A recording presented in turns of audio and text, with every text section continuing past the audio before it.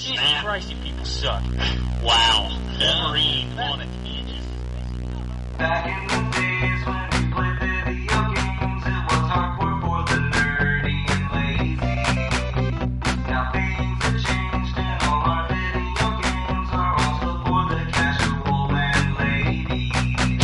But that's okay, you know the score. We told you a million times before. Playing consoles, not just games, is in the past. And every week you listen to the best damn internet radio crew. It's the N4G podcast. It's the N4G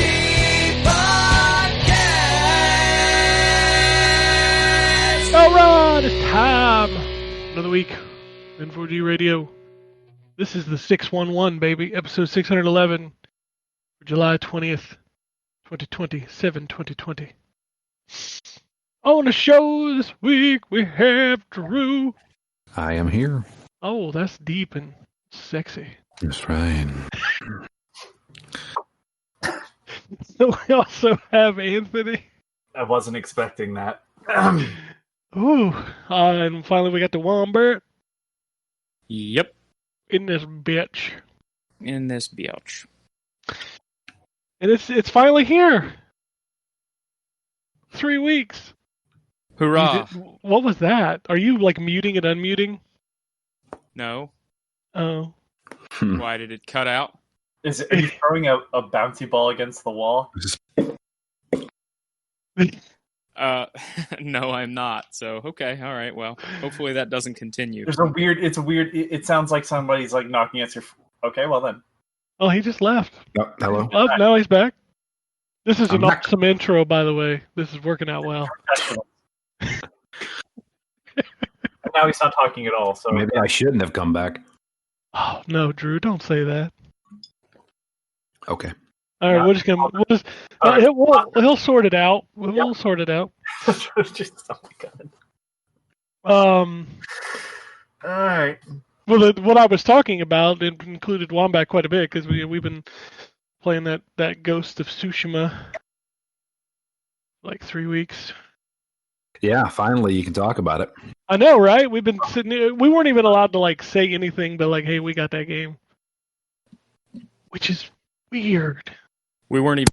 We had it until the 30th. What? What's going on? I think your mic came unplugged. I want to let everybody who's listening know about Podcast. the quality of production values of the show. They're phenomenal. Wow. Fucking- Not even 5 minutes in. I'm having a good time. I don't know about y'all. This is some bullshit. Alright. I mean, sound fine now. We'll see how long that lasts. Okay. So yeah, we've been playing Ghost of Tsushima for like 3 weeks. I've played it for a Indeed. couple hours. Ooh. Is it In that- Tsushima? Tsushima? Tsushima? Tsushima. No, Tsushima. Tsushima. Got it. I was always calling it Tushima. I think my favorite thing is that everybody keeps calling it Ghosts. Yeah, it's just one. There's just one It's just ghost. one ghost. Yeah, it's just one ghost, dude.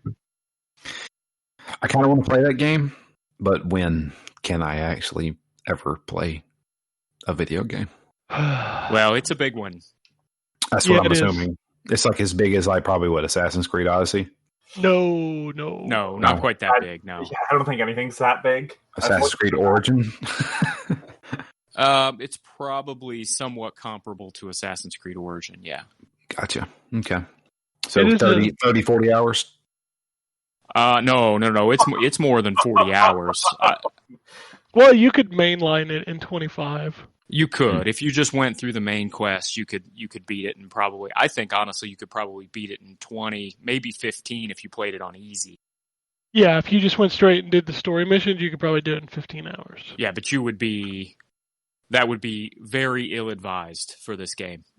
Yeah, because like some of those, that's what we were talking before the embargo lifted about how like a lot of the side missions give me those not quite as deep as Witcher side missions, but like the writing and what they're having you do. Now, granted, that was one of the issues that I had with the game, was that those missions are interesting at the beginning, but then it's usually like, oh, here's a Mongol or a bandit camp. Yeah, that's true. But they're not all. So especially, let's just kind of give an overview for everybody. So, Yeah. they call missions in this game tales. So there are different kind of tales. There's Jin's Journey, which is like the main story quest. And there are usually, depending on the act you are in, there are, 5 to 6 or 7 Jin tales in each act. And then there are Tales of Tsushima, which those are also kind of broken up. There are character-specific side quests where there are certain allies that you meet in the game as you're trying to sort of gather up the remaining folks that could help you on the island. And each one of those character-specific quests, and for the most part, have 9 tales within their character arc. And the way it works is you'll be able to play, say, 4 of those tales in the first act, another 4 of them in the second act, and then 1 in the last act. So those quests are different and are much more deep, and do some different things, compared to the legitimate, what you would refer to in most any other game as a side quest, which is sort of your smaller scale, hey, bandits stole this person's food, go, chase down the bandits, kill them, and take the food back, that kind of stuff. Yeah, which those are like you run into people in camps and cities, and they're like, hey, Right. here's my problem, go solve it. Yes, and then sometimes you'll rescue somebody from, you'll see Mongols like, in a forest somewhere with somebody captive. You kill the Mongols, you save the captive, and the captive will sometimes say, I heard the Mongols have taken over the bridge in XYZ, and then that'll add a mission for you. Rumor location. Yeah, rumored location. And then the last sort of grouping of missions are called mythic tales, where they are, they're like exactly what they're described as. They're myths and legends on the island, and those are usually also a little bit longer. And at the end, you'll unlock something special. So it could be a new type of weapon, it could be a new combat technique, could be new armor.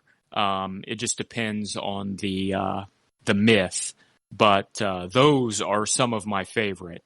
There's one specifically, and it's not a spoiler just to tell you what it's called, but there's one called the 6 Blades of Kojiro that is excellent. It unlocks once you get to Act 2, and it's definitely worth playing. Does this have RPG elements like, you now have a chest plate that's different, or leg plate, stuff like that? No, it's a little bit different than that. So the armor in this game, you've got 3 sort of pieces. There's a helmet or a hat, there's a mask, and then there's the actual armor itself, like the full body armor. And you unlock masks and hats sort of in piecemeal, but those don't actually, they're just cosmetic. The masks and the hats are purely cosmetic. The armor you unlock as full sets, and each set has different benefits. So like there's Samurai Clan armor that you unlock relatively early on in one of the character side quests that looks like sort of your traditional samurai armor. And that also has the side benefits of reducing damage, giving you an increase to your health, and giving you an increase to your what they call resolve, which you use to heal yourself and do special techniques. And then so for example, that's just one armor. There's another armor that you unlock later on through a mythic quest that's specifically built for people who use the bow a lot. So it increases your reload speed. It increases how much time you can do the concentration time slowdown thing. And so each one of the armors that you acquire gives you different benefits to your stats for usually a different play style. There's one for a more stealth heavy play style. That's kind of the way the armor upgrade system works. And then you collect throughout the game different, you collect supplies, you collect iron or steel or bamboo or yew wood.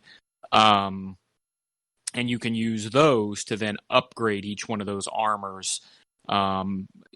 I think all of them have 4 upgrade levels. And then as you upgrade them, they not only give you better stats, but they change cosmetically as well. And then the nice thing is they do give you the ability to go back to the visual style of a previous armor upgrade, while still keeping the benefits of the most recent upgrade. So if you upgrade a piece of armor and you don't like the way it looks now, you can go back to the way it looked before and still keep the benefits of it. Gotcha. So and then on top, it's not like a game where you're going to get lots of loot constantly. No, I loot. think, yeah, there's the crafting loot, but that's not loot in the sense of it's not new like weapons colored. It's not like colored loot or. So it's not like Right. The Witcher where you're going to get this yellow piece of armor, or you could get like a green piece, which is like part of a set. No, every no. piece of armor is kind of like Ryan was saying, has its own distinction. Like there's the one for traveling that like unlocks, because when you go around the map, it unlocks like Fog of War. Like if you've been there, then it's viewable, and there's a set of armor that makes that like 20% bigger. Gotcha. Now, so each piece of armor kind of has its own white, green, blue, yellow sort of upgrade system within it, but you don't unlock new pieces to it. Yep. And then on the weapons side, you kind of keep the same weapons the whole time, but they upgrade as well. And then there's one new weapon that you unlock throughout the actual, like through the mythic quests. And then you unlock a bunch of tools. So when you start out, obviously based on the way the story works, you don't start out with a bunch of stealth tools. You sort of unlock those as the game progresses.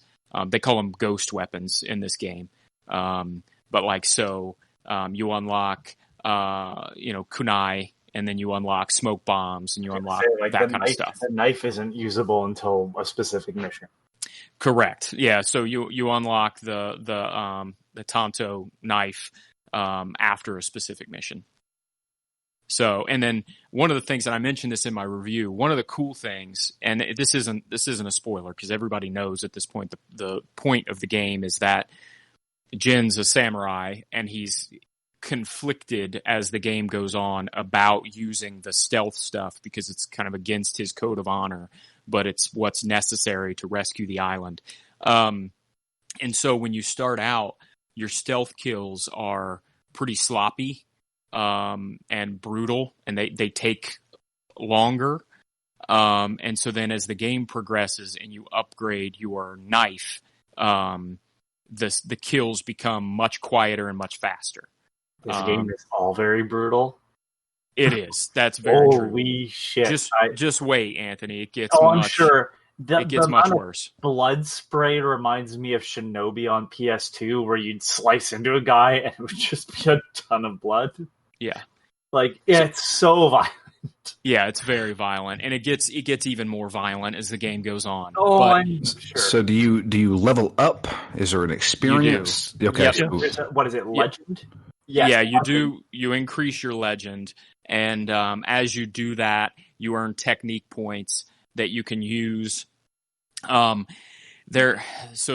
broken. The technique points are broken down into 3 things. There's samurai, ghost, and stances. And so on the samurai side, you can make it easier to parry, you can make it easier to dodge, you can make it so that the wind will point to like some of the points of interest on the map. The ghost side, you make your tools better, you learn to do new things. And then with the stances, as the game goes on, by either killing or observing enemy leaders, you earn stance points. And once you get enough stance points, you'll earn a new stance. And so there's a stance that's effective against people who have swords. There's a stance that's effective against people who have shields, spears, and what they call brutes, which are the big heavy guys with either hammers or axes. And so as you unlock those stances, you can then use them in combat when you're facing those enemies, and they're more effective against that specific enemy type. The game will yell at you constantly, though. And that's something I kind of had a problem with, was like, you get into a fight and it becomes like this ballet of switching between the stances, which it does become very second nature at a point. But sometimes I would be in like the shield stance and I would hit a spear guy, and the game would slow down for a second and be like, did you know that the moon stance is effective against shield? I was like, yeah, I know, I'm 30 hours in, I got it. I just hit the wrong button. Yeah. Yeah, it does do that for sure. Like even hours into it, it's still doing it every time I do it. I'm like, I know, man, I only messed up once. Leave me alone. Yeah, they really should. They really should have made that an option to turn that off. And they've added in some other options via patches even before the game was released. I think it had 3 patches before it even released. Yeah, it did. So they may add that in eventually. But Drew, also on the gear side, before I forget, you can also unlock like colors for the armor pieces that you get as well. So you can unlock different color options both for your sword and for your armor. You collect flowers, and then that those flowers get turned into dye, which you can use to dye the armor and the swords. Flowers are your currency. Yes, they are. They are indeed. So, yeah, I mean, we've already kind of dove into it, but obviously, as anybody who read my review can attest, I absolutely love this game. It's, to me, it's one of the best games of the generation. It is probably, at this point, my favorite PlayStation exclusive of the generation. It's also probably the best looking open world game I've ever played. And it just, the combat's fantastic. The story's fantastic. It plays, it does. I've never seen a game,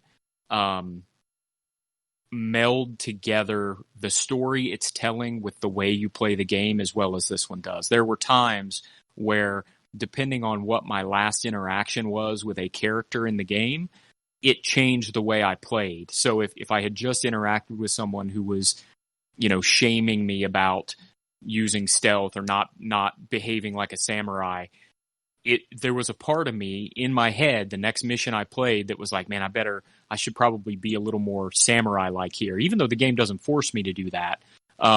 It's just the nature of the interactions with the characters sort of put that in the back of my head as I was playing the game. And you genuinely, especially at the beginning, it does a good job of balancing between the combat is tough enough that it makes stealth want to be an appealing option, but the story is telling you that you should not want stealth to be the appealing option. So it really kind of plays with your emotions back and forth, especially at the beginning of the game. I like the fact that it does after the first time you do a stealth kill, it shows you him caring that he did something wrong. I have to kind of bring up the game, of course, but 2 weeks ago or 3 weeks ago, whenever The Last of Us 2 came out, I said, I don't think the conversation about killing is bad in a video game is, most people playing the video game, 99.9% of people playing the video game know killing is bad. What I think is interesting about this game is that they're not they're not saying that because clearly the bad guys are killing people. Like the Mongols are the bad guys. They come in, they invade, they're taking people hostage or using them as prisoners or slaves, and it's showing you how bad these people are. But then it's not also scolding you, being like, well, you like it is telling you like, hey, you should have some honor in killing. It's the thing that separates you from them. And I really think that's interesting, not only on the video, like on the story side of things, but in the video game side, because I mean, you can just sneak into a camp and kill everyone, or you can march your way in, be like, I am here, fight me, and it changes the gameplay.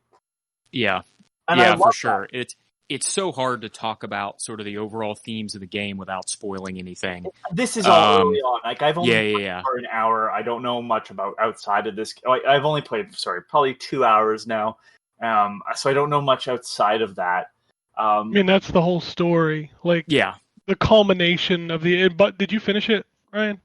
Not quite. Ken and I approached things a little bit differently as we played early on. My focus was cleaning out everything before I moved on to the next act. So I played, all the side missions on each section of the island before I finished the story missions and moved on to the next act. So I've got a couple missions left, Ken. Okay, because I want to know. There's the ending is a decision, Right. and I want to know what you take, and I want to know how it changes. Yep. Because obviously, when you finish the game, you can go back and do stuff, and it's actually beneficial because when you finish it, it marks everything on the map. Oh, okay. So it's easy to go. It shows you the map after the credits, and it's like boom, boom, boom, boom, boom, boom, boom. Here are the things you need to do. Go do those things. But there's like a whole story that happened after I finished it, and I want to know how it's different on the other side. And depending on which decision you make, we may make the same decision, but I'm curious what the other one is. Right. Yeah. My plan is to wrap it up here over the next several days. I really don't have much further to go. So that fucking ending is. I want to say that I'm really glad they chose. They're not all Japanese, which I know will still upset some people, but they chose Asian actors to portray the English dialogue as well. I know a lot of those people. Like the dude, the bow dude is the scientist from Lost. The guy that ran the stations. Yeah, Sensei Ishikawa. Yeah, Ishikawa is and Masako. I've seen Masako somewhere, and I can't place her. The writing in it, especially with the Sensei Ishikawa, the dialogue between you two had me laughing because it's. Oh, he's hilarious. He's so rude great. And mean, and it's great. It's this. This bow feels like it was made for me. Well, it wasn't. So don't break it. Yeah. I will say there's a so as you get deeper into each one of these characters' sort of side stories, I cannot stress enough how important it is to play those character-specific side stories as you play through the game. Not just because of the story that gets told for each of those characters, but for the way it sort of influences Jin's, they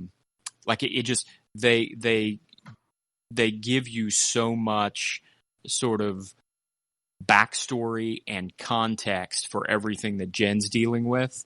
Particularly, there's a character later on in the game that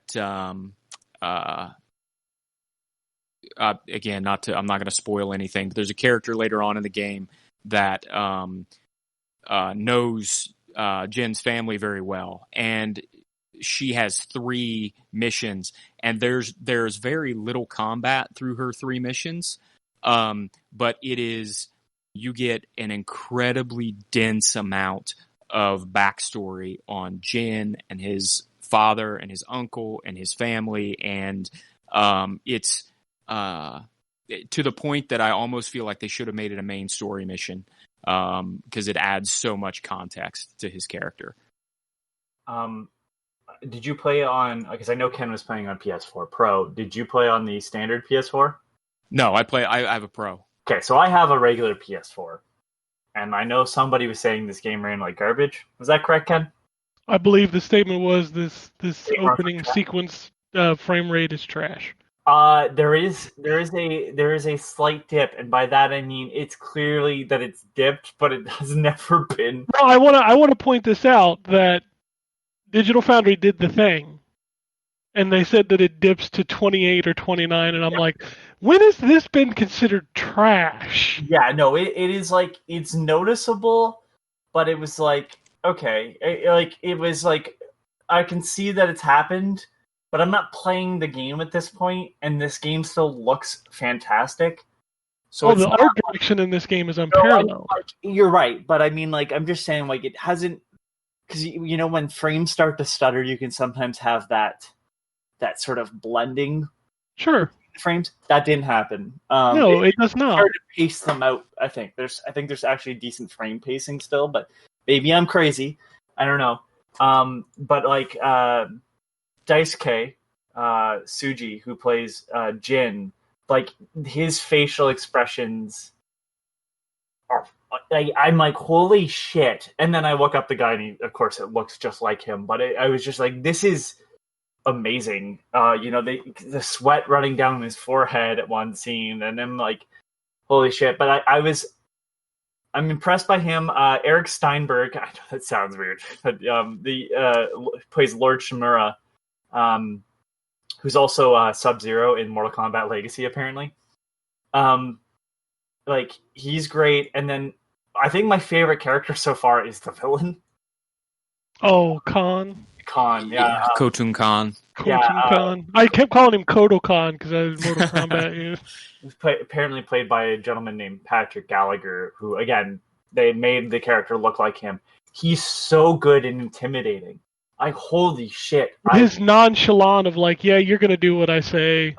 I just, it's so well done and written and acted, and, like, the game is the game. Like, it's a very good game. I like the game, but, like, I don't know if I'd be so compelled if it wasn't for the fact that, like, I hate him so much, but it's like he's playing the role of the Mongol leader, like, perfectly.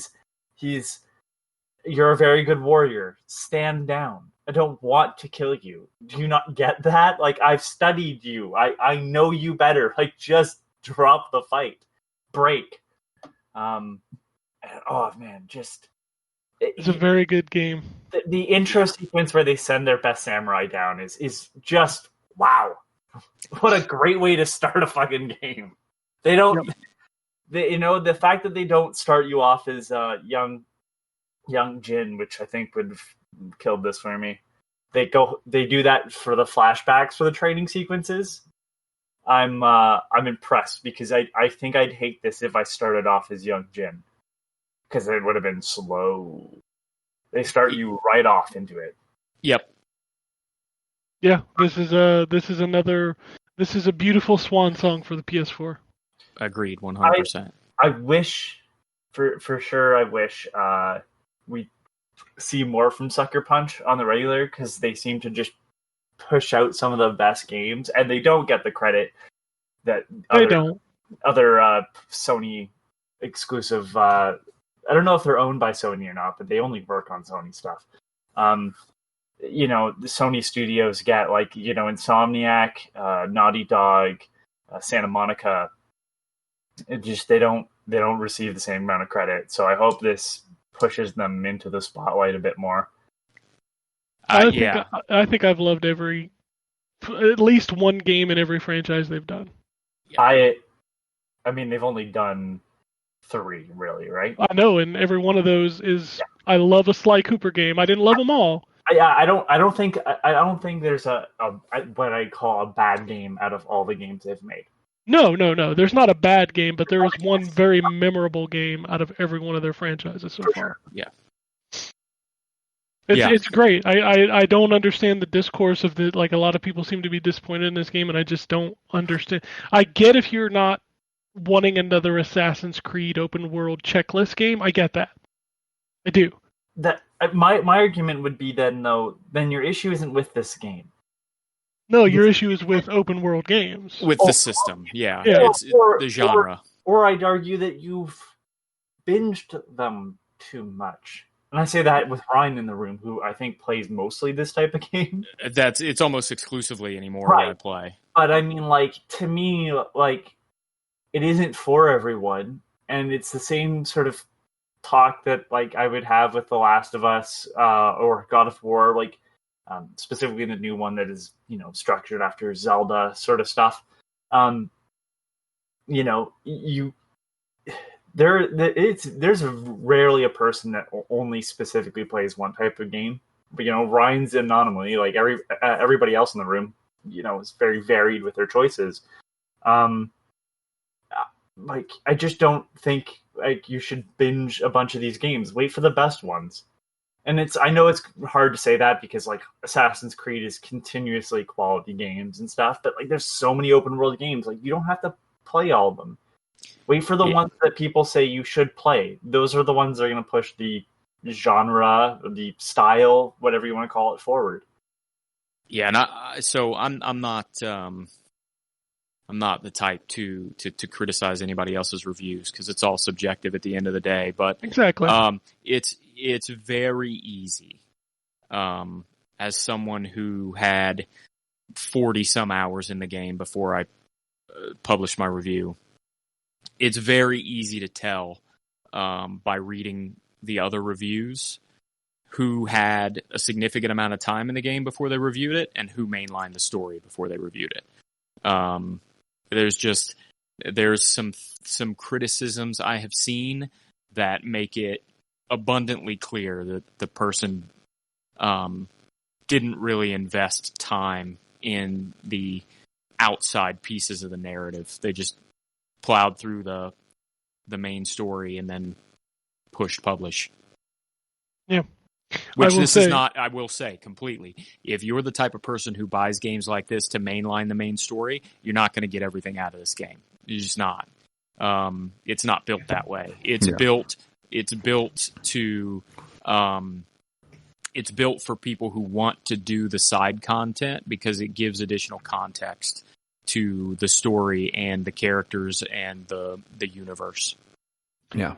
That's like trying to mainline The Witcher 3. It's 100% what it's like. The games are missing out on so much good stuff if you just mainline Witcher 3. The games are very similar in that regard. In that the side quests feel like essential character development. Not all of them. Not all of them. I'll say like the ones that aren't character specific and aren't mythic tales are mostly generally still good and mostly interesting, but they're not required viewing like the character ones and the mythic tales are from my perspective. Yep. The last thing that I want to say about this game, and somebody really chewed me up on Twitter over this, but the open world of this game, like the structure gives me the Assassin's Creed Witcher vibe, the open world gives me Breath of the Wild vibes, and I say that in the sense that the world is so interesting that I very rarely ever used fast travel. Yeah, that's a great point. The game each has so many visually distinctive landmarks that it really is like you can't wait to. I saw a review say that I got so bored just cresting over another hill to see a whole bunch of new things that I had to do. And it's like, no way, man. I love like cresting over a hill in this game because you never know what's going to be on the other side of it. There's a section in the second part of the island where you come out and it's just this enormous field of red flowers. And like it's just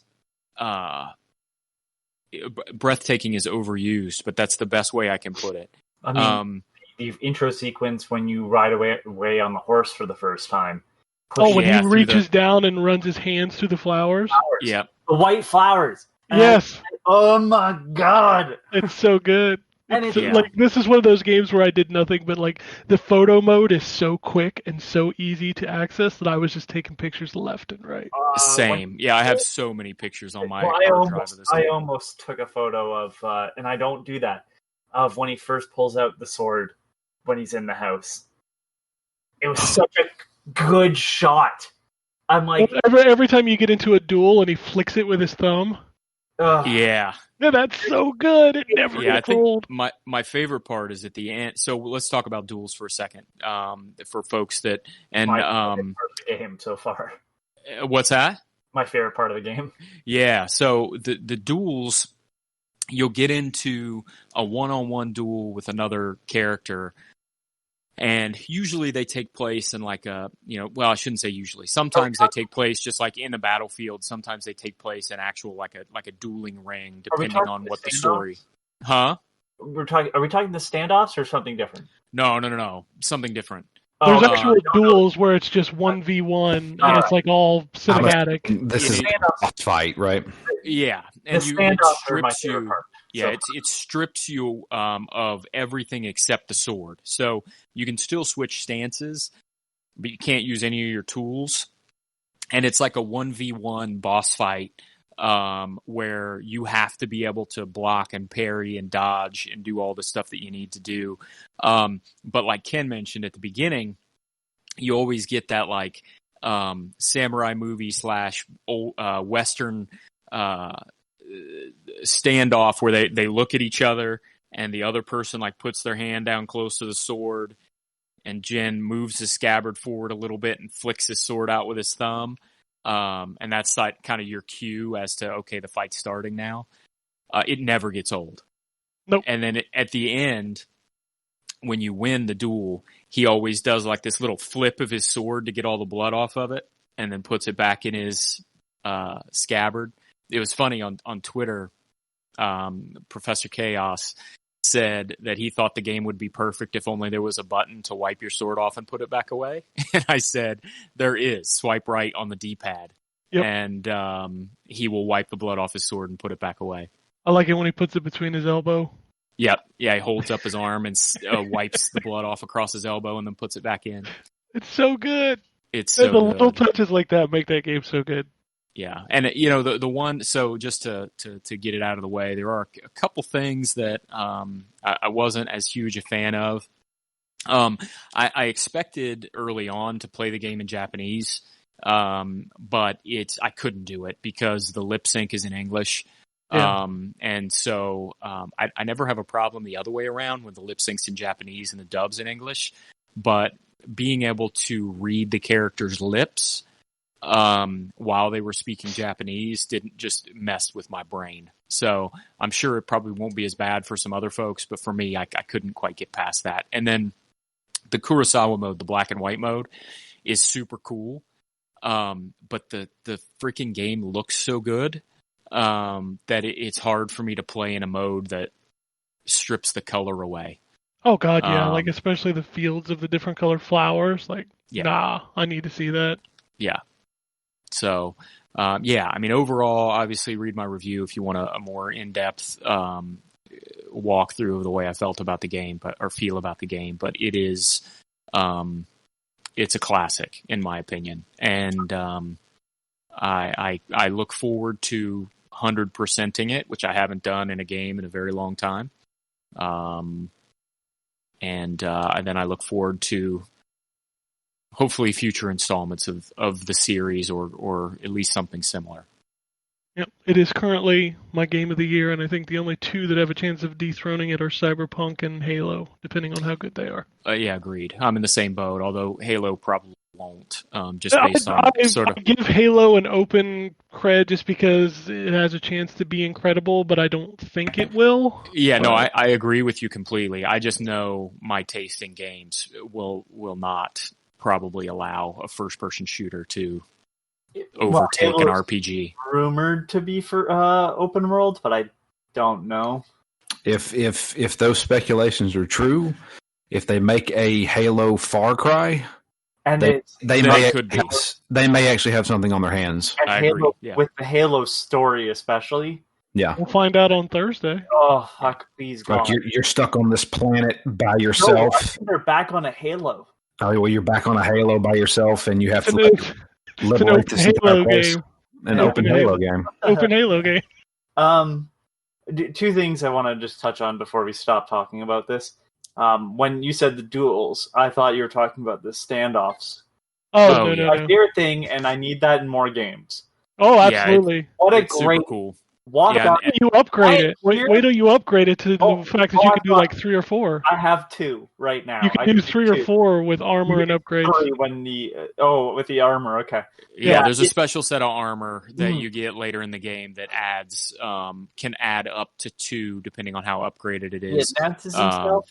He walks in. You announce yourself. The one guy's like, "Oh, I'll take you," or whatever. Walks over, and then you just one blow, done. It's how I kind of want standoffs to be in like a Western too. Yeah, You know, just you hold the button down and then release, and then he automatically does it. Then it's none of this like. I guess it was done well in the first Red Dead Redemption, where you had to kind of aim still. But like, I really love the fact that it's just you hold the button down, and as soon as he strikes, you release, and it's one blow. And then the next guy comes in, you do the same. I love that. There's a Western that did that. It's called Call of Juarez, the Yeah. Gunslinger. Call of well, I Juarez. haven't played that yet, so The Gunslinger is I know, freaking I know. amazing. I bought it when you told me when we did the Phoenix. It's a great Down. game. It's a great game. yeah. Um, So just and Anthony, just to, I don't know if you've seen this yet, but the flip side of that standoff mechanic is that when you're clearing out a camp, if you get it down to there only being 2 or 3 enemies left, it will give you an option to challenge the remaining enemies. And it doesn't give you the standoff mechanic again, but he like just, if you're in cover or whatever, he just comes out of it and yells, "I'm right over here." And then all the enemies sort of come to you. So you don't have to chase them down. That's awesome. Yep. The combat in this game, even though I'm still having a bit difficulty learning it, it doesn't feel like I'm bashing my head against a wall. So I'm looking forward to playing more of this. I'll end up talking about it next week. So Yeah, we'll stop talking about it now.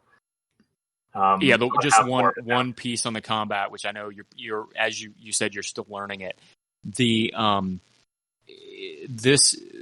this game is so intuitive that by the time you get enough time in it, you'll be switching stances and using tools and stopping mid battle to pull out your bow and do like a slow motion reflex shot to a couple guys that are charging you. It just happens. Like you don't even think about the controls as you're doing it. I'm so early You on just right now, get there. I don't have a second stance. Yeah. Oh yeah, you'll get them. Yeah, I do. There's 5 total, but one of them is a special move. I've killed two. I've killed 2 Mongol bosses or whatever their leaders. Yeah. You unlock Have them one faster, more. by the way, if you observe them first. So if you sneak into the camp and find the leader, you'll usually find them doing like a form or something. You can watch them, and you'll gain a stance point for that, and then you get another stance point when you kill them. So since we're talking about this still, the second one I got from the bow mission. The first one I got is literally when I started the game, I stumbled into a Mongol camp. Gotcha. It was like a hotel or something. Yeah. Yeah, I feel like the game pushed you into that almost. Yeah. Because it's literally the direction that you're supposed to go. There are. Don't worry about one of the things I worried about early on was not getting all the stances. There are way more leaders than there are points. I'm not even worried about it. That's where I'm at right now. I had all the stances before I left the first island. Yeah.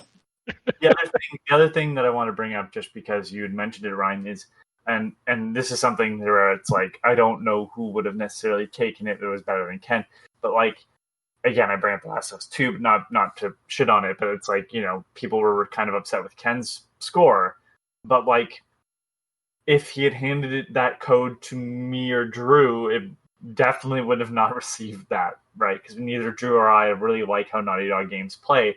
So I question how much of the other sites that have reviewed this, like, I think Ken would have given it a great score too. It's his game of the year right now. But like, you know, it was best off in your hands, Ryan, because this is your type of game, right? Like, this is where you sort of like it. And I take the kiddie stuff because that's what I'm into. So like, it's I wonder how many of these other sites just kind of handed this off to just anybody instead of handing it off to the person that can tell you why this is better or worse than. I can't review fighting games for the life of me. I'm just not that person. So, like, I wonder how many of these sites just handed it off and they're like, "Here's the next game. It's big," you know, and then the person reviewed it, and it's not their type of game at all. I always question that stuff. Like, you know, it's for sure like you know, good to get an idea of how it'll appeal to the mass market, but like, it's good to hand it to someone who knows also the genre or the build or the style or whatever of gameplay, so they can compare it against, you know, similar titles. Yeah, sure. And I mean, it's also, you know, the fact that this is all that I have played for the last 3 weeks. You know what I mean? It's like I'm not trying to balance 4 different games to review at the same time. This is it. This is all I played. So Yeah. that's a benefit that I have that not all, you know, professional reviewers would have. And of I'm course, not- I also have a job, which is a detriment to I'm my not ability. the reviewers because I didn't see any scores that were like ones, you know, where I have to be like, what the fuck. But it's just one of those things where it's like I do question that sometimes on the editor side of things of how they're kind of pushing out the codes, because like if you hand Assassin's Creed to somebody who doesn't like Assassin's Creed, well, you're not going to get a very good score out of them most likely, The right? next Uncharted game is going straight to Drew. Right. Exactly. Oh boy. It's not how you would do that. Like, just to me. So I questioned some of that too. I questioned that with The Last of Us as well. Like, our site kind of, you know, is kind of in that weird position where I don't know if anybody's like really into those types of games, but like, you know, we didn't also give it a 2 or something, and some sites and some people feel that game deserves it, which is crazy to me. And it's like, I just wonder that seeing the scores as of late of other sites and how stuff has been reviewed, like I question that a bit, just because we were talking about review scores and how people felt about this game. Like, I do wonder about that as well. And that's not on there. That's not me shitting on the reviewers or even the editors. It's just questions that I have. So, All right. Yeah, I don't think. I think the only reviews that I sort of take issue with, just because I don't quite get it, are the ones that are like sub 8, and where they have criticisms that just don't match the reality of the game. And I don't mean like, oh, you know, I don't think this mission was effective. Like, I saw a review that mentioned that there's detection is binary. It's either they see you or they don't see you, and that's just not the reality. not true at all. So those are the only reviews I really take issue with in terms of, you know, somebody didn't find the story as engaging, so they gave it an 8.5. That's just the nature of reviews. I'm talking about just in like a more vague sense of not, you know. Yeah. Yeah, it's like somebody giving a review of Darksiders 3 and saying that there wasn't a save point outside the Ken? Was it a save point outside the bosses, or What are you talking about? I remember Justin having to lay someone out for something that they missed on. Oh, yeah. The save spot. I know what you're talking about. There's no Yeah. save spots outside the bosses, which really sucks. Really? Because Did you play the game? Yeah, like it's always funny to me when people don't play the game. I'm like, you don't like it, that's fine, but at least play it. It's kind of like Metacritic user reviews. When the review goes live, it's like, they haven't played it. Yeah.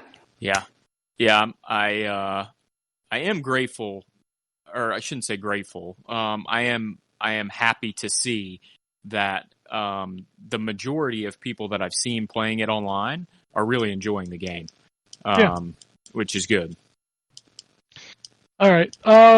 We've officially got 5 minutes to go through everybody else's rest of games.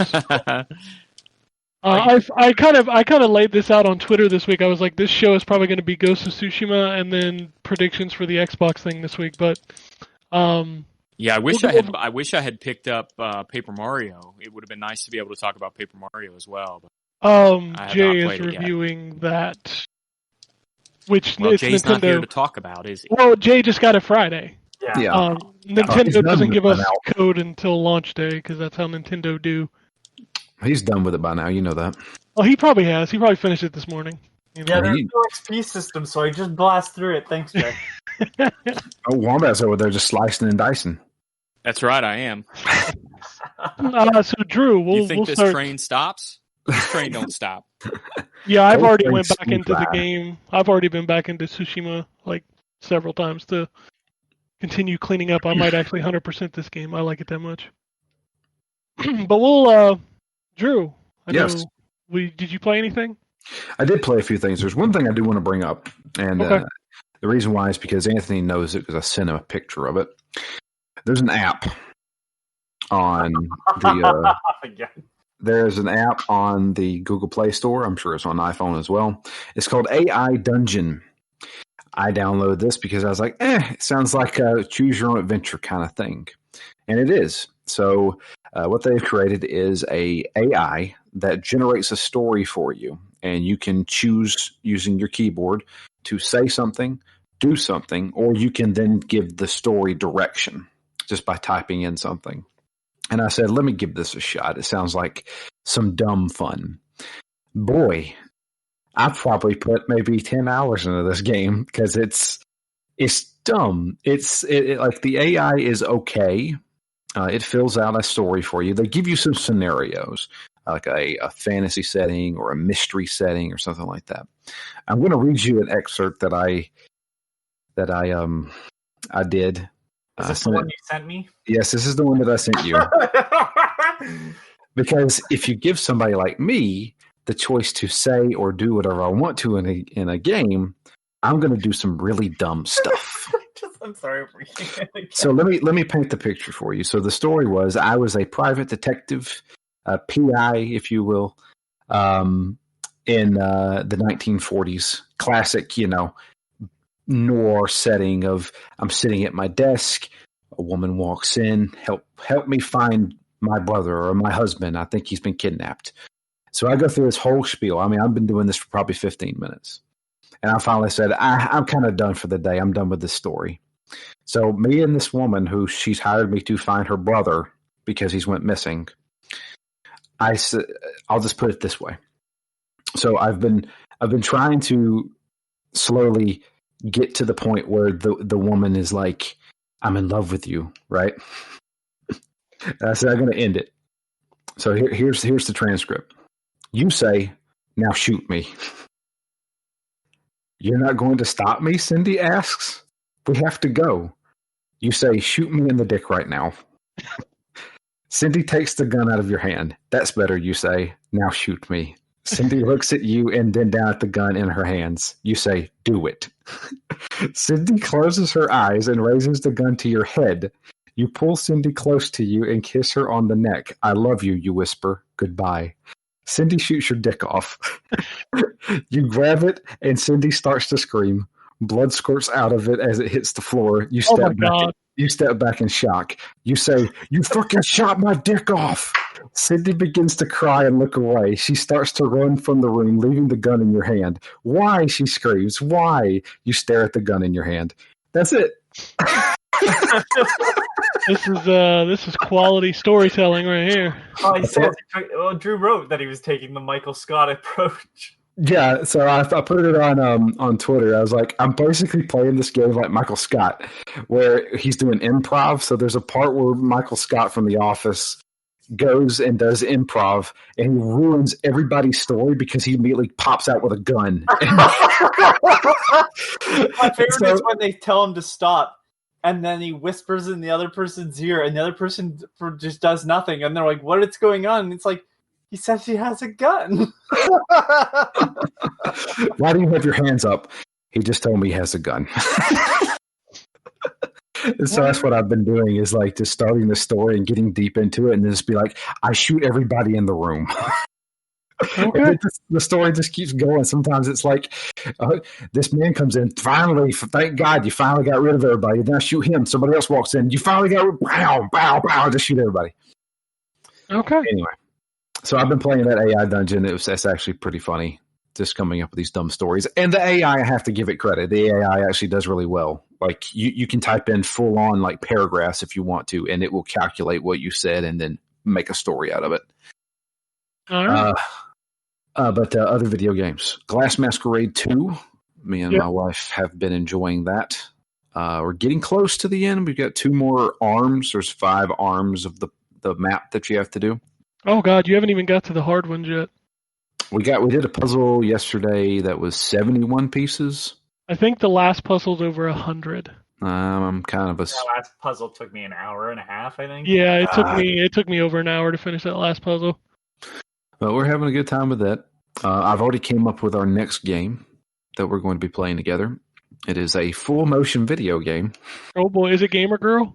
No, God, no. Oh, damn. No, this is Contradiction. Spot the Liar. Oh yeah. I know that game. It's fucking great. It is a murder mystery game that looks like the actors really ham it up. Oh, so we sometimes shit on Giant Bomb, but they went into and said this game was great and funny and stupid.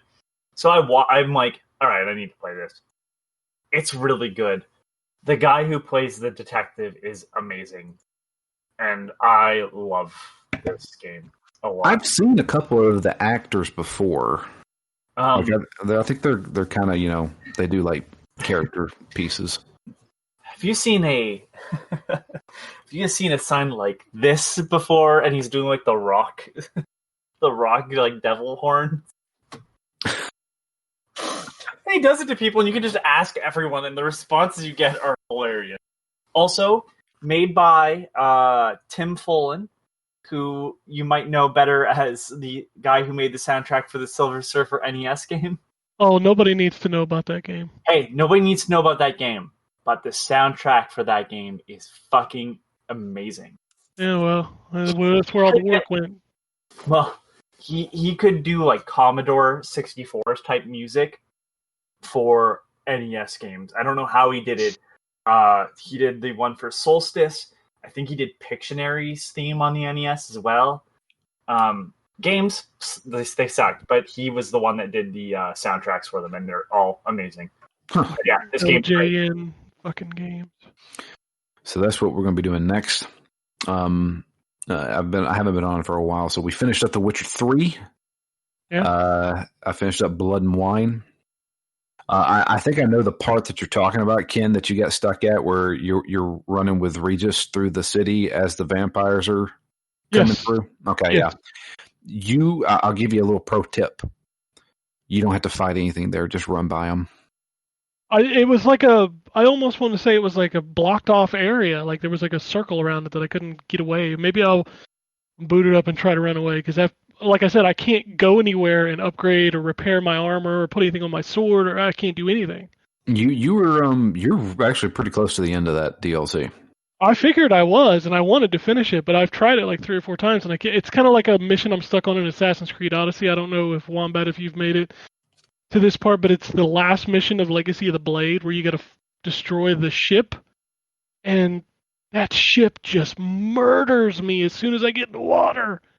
And it's like these it's a pretty tough mission. You have to have is your ship pretty well upgraded? No, it's not. I hadn't had an issue up to this point. I'd taken out boats like this was like a brick wall, and now I'm like, well, I guess I'll have to leave and go upgrade, which was that's that boat is very, very difficult to beat unless you. And there's got like some 6 upgrades. other boats. There's like 6 other boats in the water with me. Yeah. Like I go out there and my boat just immediately sinks. I'm like, this is not fun. Yeah, that's a tough level. If your boat's not like well upgraded, that it's going to be impossible to beat that level. Yep. So that's 2 big open world games that like hit me with a brick wall of difficulty. Which when you have 2,000 games sitting in your library, you waste a lot of time on stuff you can't beat.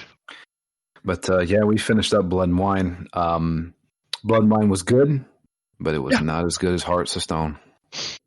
Hearts of Stone had a better story, but I like the characters and the environment of Blood and Wine better.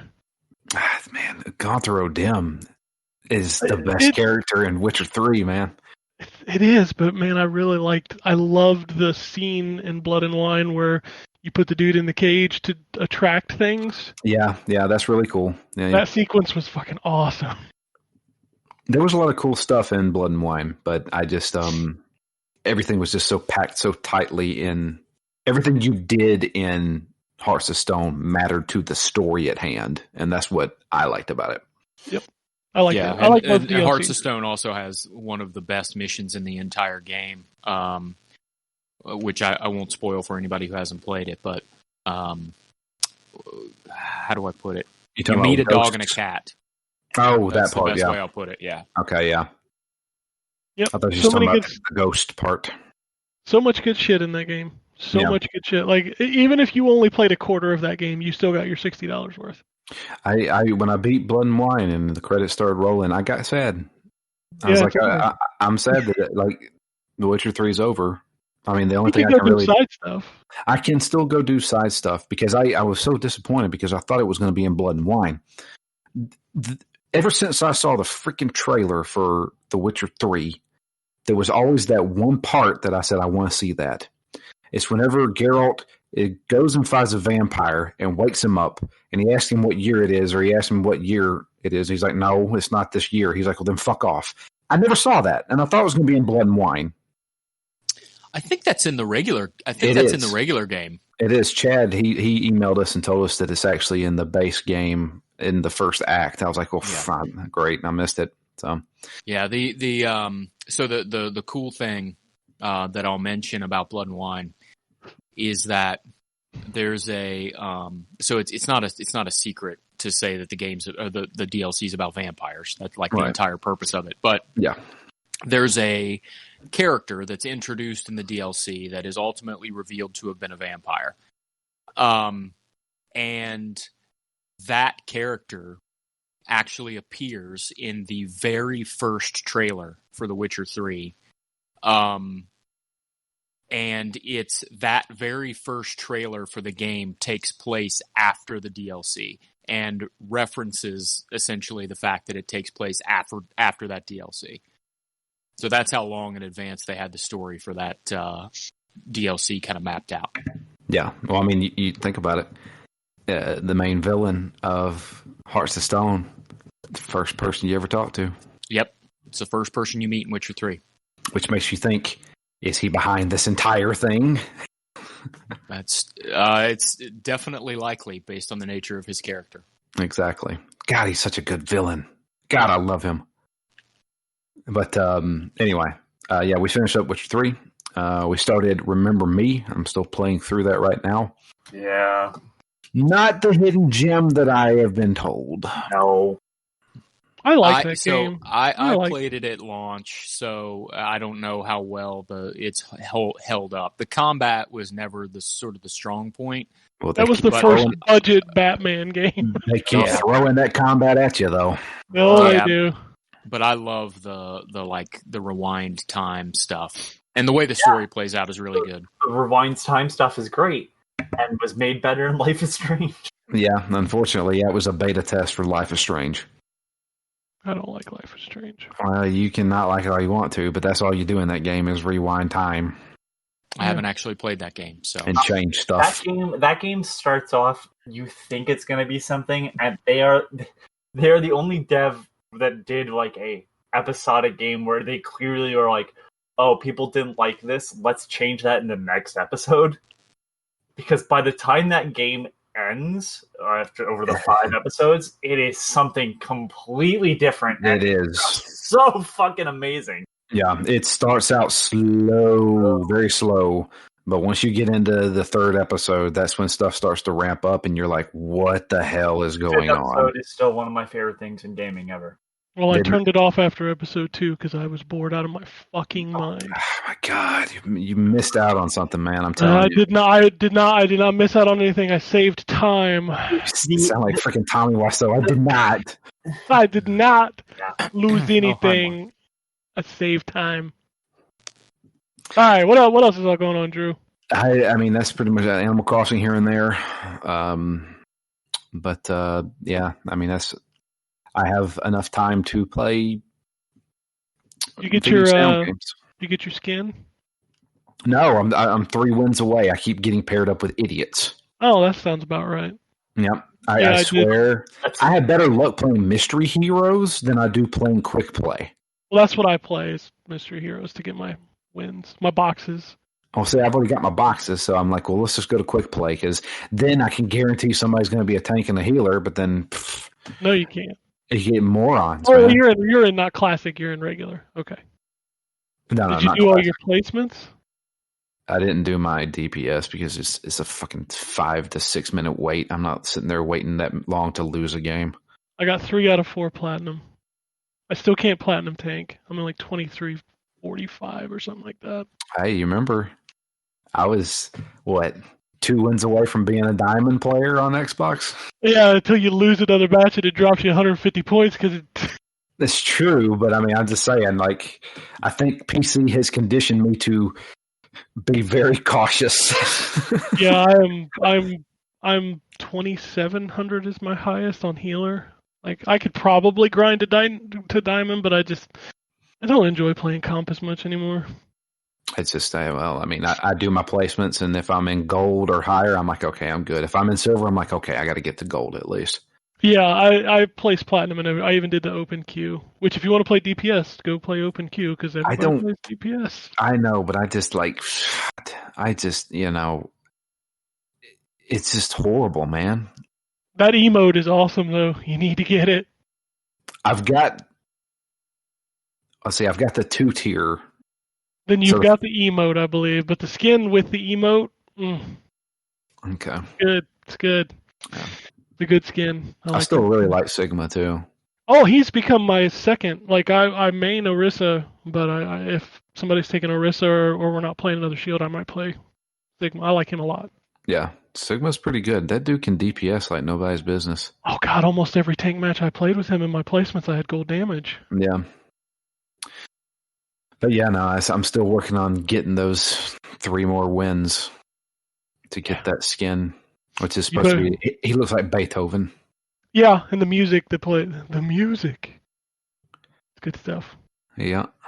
We should that should run right into summer games, I think. Mm-hmm. And summer game starts. Man, they just keep you coming. I know. And they always have an event. You're just like, I got to get those skins. I got to get that. That's how they keep you playing, Drew. I know. See, that's the thing is like when Overwatch 2 comes out, I'm going to have to upgrade my PC because I've got so much stuff on the PC version. Like I could get the Series X version, but I have nothing. Hey, that's where mine is, so it'd be an easy swap for me. I watched some footage of 2 recently, and I'm like, man, I really want that UI. It's such a stupid thing to want, but I really want it. Just from the launch, like if you look at the UI from launch, it's awful. To now, it was like so basic and dumb looking. Yeah, but do you remember seeing 2's UI? Like how you could see like little things on it, like Mercy's pocketing you or whatever, and and the new looks for the characters. Oh God, I haven't talked about that game in almost a year. Makes me sad. I don't think it's coming out this year, boss. It probably won't, which is fine. We got enough coming out this year that I don't need to be spending even more time doing that. Didn't they say Echo was the last character? That's what they said. But I will tell you, if they don't put another character out and the game doesn't drop till like March of next year, people are going to have a problem. We haven't had in a long time. Is a map, yeah. Yeah, I was thinking they'll probably release a map probably October. They're reworking Paris and something else. Is it like what they did to Horizon? Yeah. Because Paris needs it. That choke sucks. That map in general sucks. Yeah. Anyway, everybody's already sick of this. Anything else before I move on? No, that's about it. All right, we'll move over to Anthony. You got 2 minutes. Go. Oh, fuck off. You just fucking talked about Overwatch. For 2 minutes. That's what you get. Fuck off. So, surprised maybe you were going to bring it up, Ken. I played Touch Detective on DS. Why the hell would I bring that up? No. I'll talk about that one after. I'll leave that till last so we can jump in on it. Okay. I played Touch Detective on DS because I was looking for, a detective sort of point-and-click adventure game. And the concepts and writing are really good. The art's neat, but boy, the fucking puzzles are just tap around everywhere. And I'm like, fuck this. Can't do this. That's a thing you should have to rely on if you're really stuck. But this game is too obtuse. The first mission in the first game is that somebody has been robbed. And they're like, what has been stolen? And it's like, my dreams. And I'm like, this is going somewhere interesting. But every puzzle is very basic. There's a lot of dialogue. And while it's well written, I'm like, this isn't substantial enough for all the crap I'm having to do. And the puzzles are not really puzzles. They're just tasks. I'm like, all right, I'm done with this.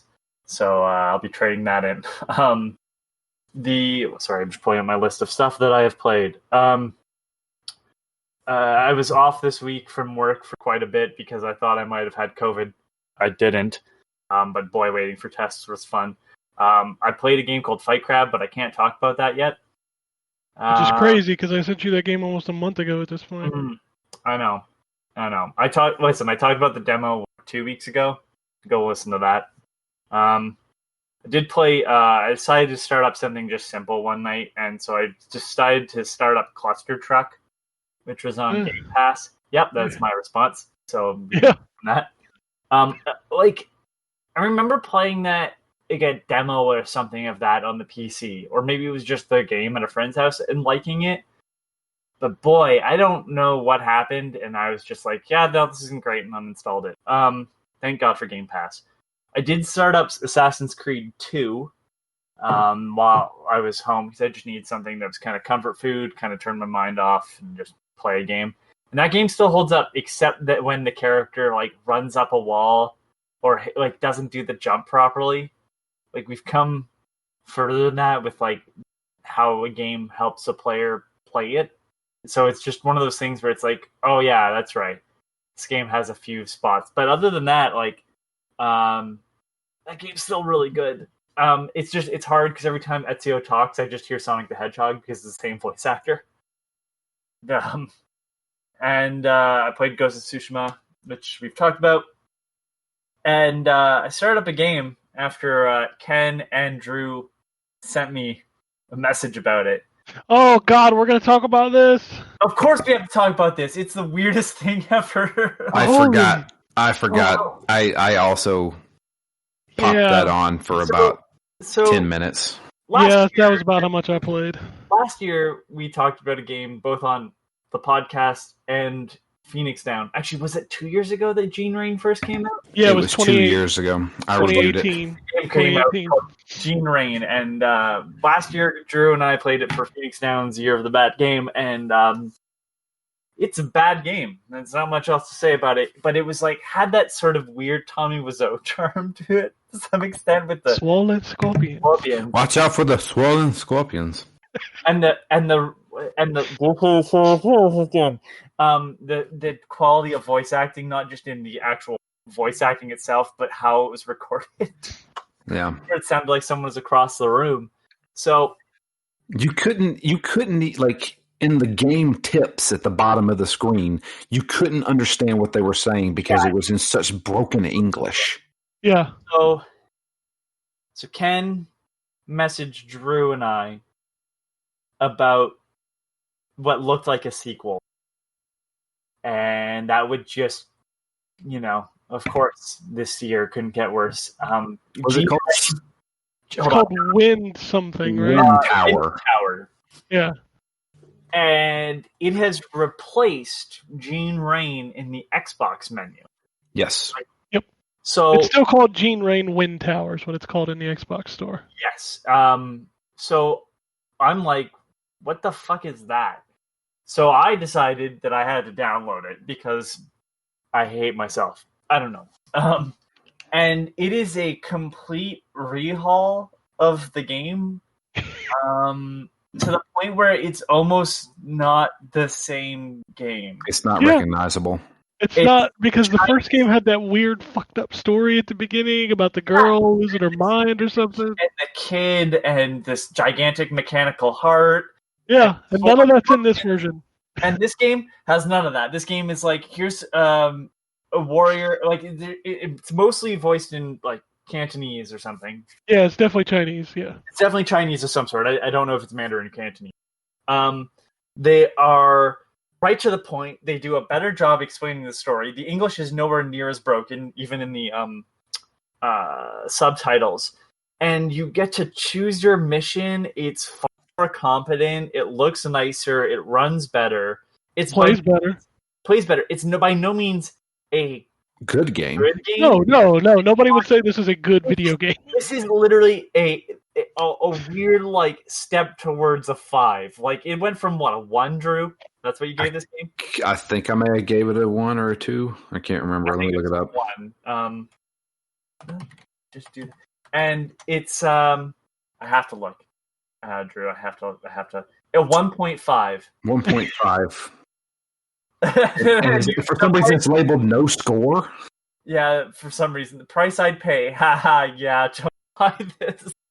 I set no score to a 0. Why did that break? My tagline was mistakes were made. Yeah, that sounds about right. So like if you actually go to Drew's review at the picture that we use across the top, the header image, that kid isn't there anymore. No. This kid isn't in the game.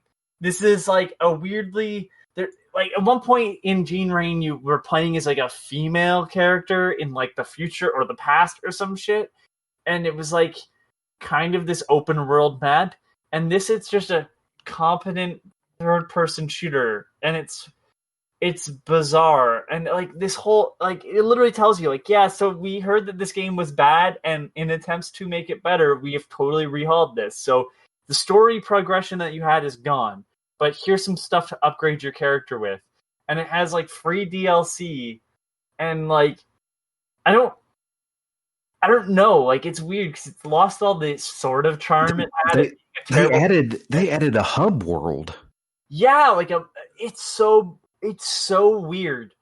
I've never seen a game change this much. I've seen games get way better, like No Man's Sky, Slain. Those are 2 games that come to mind when like a game totally decided to rehaul how it worked, but it still kept some resemblance to what it once was.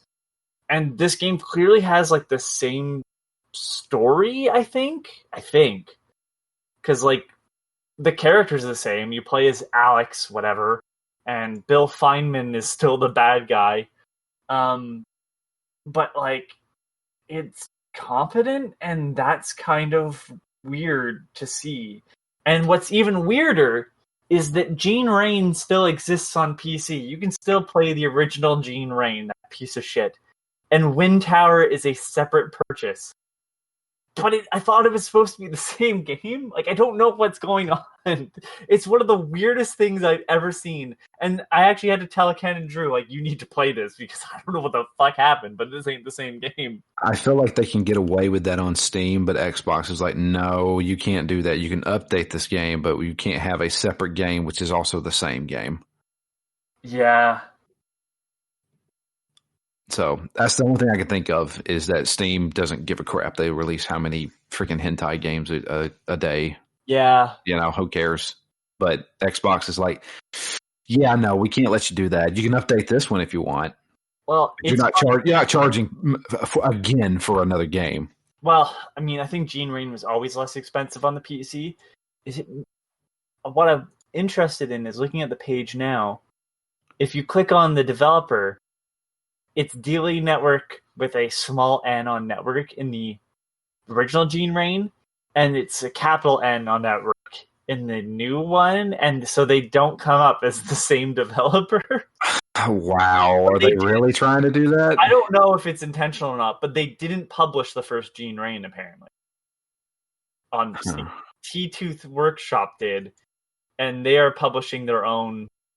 I don't know, man. It's such a weird saga, and it's just another in it, and I just needed to bring it up because we're the only people that have ever talked about this game at any sort of length, and it's just a new chapter in the chaos. That's what I'm saying, is that nobody really covered this game, and I get the feeling Daily Network listened to Phoenix Down and we're like, okay, we have to do something. Except that, don't forget that on their Steam page, I still have the IGN review that says, if you do like sci-fi third-person shooter game, Gene Rain will definitely present you a special experience.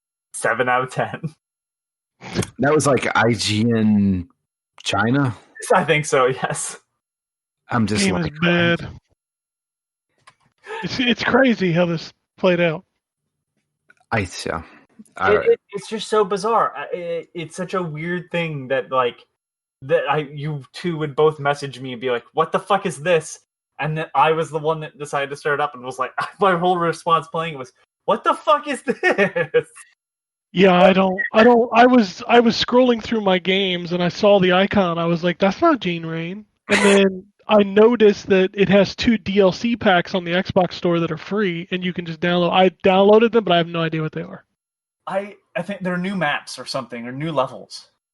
It's crazy. But it's like, hey, you know what? Other devs, bigger devs, have just dropped stuff before, and like these guys think they have something still and are going forward, and they did make something better. I'll give them this. Just by playing the 10 minutes that I did, they put money into this thing to revamp it. I mean, this was not we can fix this in a weekend kind of thing. No, they've made new areas, a freaking hub world. Yeah, there's a message when you boot it up that says that they spent a year retooling the game. Yeah. Yeah, a year. That's the same message. I think I may have sent you that picture. I took it with my phone because I always forget that there's just a screenshot option. Yeah. But yeah, it says, "Dear player, according to the suggestions of all parties," including ZTGD is what it should say, "we have greatly updated Gene Rain through 1 year of efforts. Due to systemic changes in the game, your old game saves will be converted into 50 light atoms and 50 armor piece, and you can use them to obtain a game experience beyond the current level. Thank you for your support and hope you like this update." You know what? Like, again, I gotta give them credit. They've made something way better. We're talking about this game again. I know, but it's so weird. You don't see this all the time. And like at some point, I'm not the one that sent a fucking picture. I know, but that's what I'm saying. It's like it's in the conversation again, so it did something. Yeah. Yeah, they got everybody talking about it again, or they got us talking about They it got again. us talking. Nobody else is talking about this fucking game. And nobody else is talking about this. You know, It's $30 altogether. Well, that's actually Canadian. It's probably less in the States. On Steam, experience the whole Gene Rain experience. Get both games and question your decision-making skills. So if you want to see, I guess. If you have disposable income. Yeah, I still wouldn't. No, I wouldn't buy this game. But it's far more competent. It works, and it was.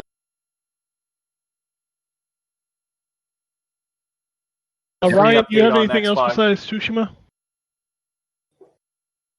He done left. He's muted. He doesn't realize sorry. it. It's because it's on my phone, so it takes a little longer to unmute. The only other thing that I played this week, I watched my son play Rocket Arena. Oh yeah, I forgot that game. Yeah, and so I asked him his thoughts on it, since he was the one who played it, and since it sort of targeted at his demographic and the Fortnite demographic. He said he would give it a 7 out of 10, which to him is pretty good. Yeah. Okay. He's not biased to the 7 to 10 review scale. Did he say, "And then I killed the dragon"? Yeah, he hasn't learned that one yet. But he said that it's not as good as Fortnite, but that it's still good. And that, so he gave me the overview that it's kind of like Super Smash Brothers in that you have to knock the other players out of the arena. You don't really have a health bar. You have a I don't even know what you call it. Knockout bar? Yeah, where it's easier to knock you out of the Percentile, arena the more damage you take. So he played actually quite a bit of it yesterday, and he liked it a lot. He said he feels like he would like it a lot if he had any friends that were playing it, but that none of his friends are playing it. There you go. That's what makes and breaks a multiplayer game. It's hilarious, too, because I gave everybody on the site a code for this game. I have yet to download it. I literally took that code from you this morning. Yeah. I don't play multiplayer games. I'm not a good person to talk about. They sent us 6 codes for this game, and I just sent them out, and I said, hey, everybody enjoy Rocket Arena. You had to message me and be like, did you take a code? And I was like, not yet. And he's like, well, fucking do it. I'm like, all right. This is the privileged game reviewer discourse that happens behind the scenes. Like, do you want this free $40 game? I don't know. Well, hold on. I'm not a person that plays multiplayer games. I feel like it goes to a waste for me, but you demanded I take one, so I gave a code to everybody on the site who has an Xbox. Well, fuck me, man. I don't know what to tell you. I think the thing that's going to be the nail in the coffin for this, unfortunately, because it appeared that Jacob had a really good time playing it. The thing that's going to be a nail in the coffin is it's not free like Fortnite. Exactly. So none of his friends are going to have it. I shouldn't say none. Most of his friends aren't going to have it. So it's just not. He's not gonna play it with strangers the same way he plays Fortnite with his friends or Minecraft with his friends. This game, I played like the tutorial and I played a couple matches. It is very competent. It is a decent idea. But again, exactly like you said, if EA was smart, they wouldn't have charged for this game, or at the very minimum, they would have put it in EA Access. Right. And they did not. And instead, it's a $30 base, $40 deluxe edition, whatever, and it's going to die on the vine. I'm sorry. Yes. There you go. Unfortunately, because like I said, it's a very competent game. I love the way it looks. It reminds me of a cross between like Fortnite and Overwatch. It's very colorful. The characters are very goofy. They have like ultimate abilities. It's a fun game that, I don't think anybody's going to be playing next month. Yeah, unfortunately, them's the breaks. Yeah. All right. Anything else? And then I'll... No, I mean, the only other thing, so my wife and I have taken to going back through the new Super Mario Brothers Wii and new Super Mario Brothers Wii U games to get all of the star coins throughout the entire game. You and your wife? Yes. And so we made our way through New Super Mario Wii, and now we are making our way through New Super Mario Wii U, getting all of the star coins and finishing those games 100%. Nice. Oh, get ready, because we may be getting some more Marios. We'll talk about that in a minute. Shh, quiet. Mm-hmm. That's it. All right. I'll run through this real quick. I do have to do my ID at Xbox for the week, but Ryan, I don't know if you guys have it, but a game my son absolutely adores and that he and I play together is Heave Ho. No, we don't have that one, I don't think. Oh, you need to get that game. I've never heard my son cackle, except for when he played Goat Simulator with your son.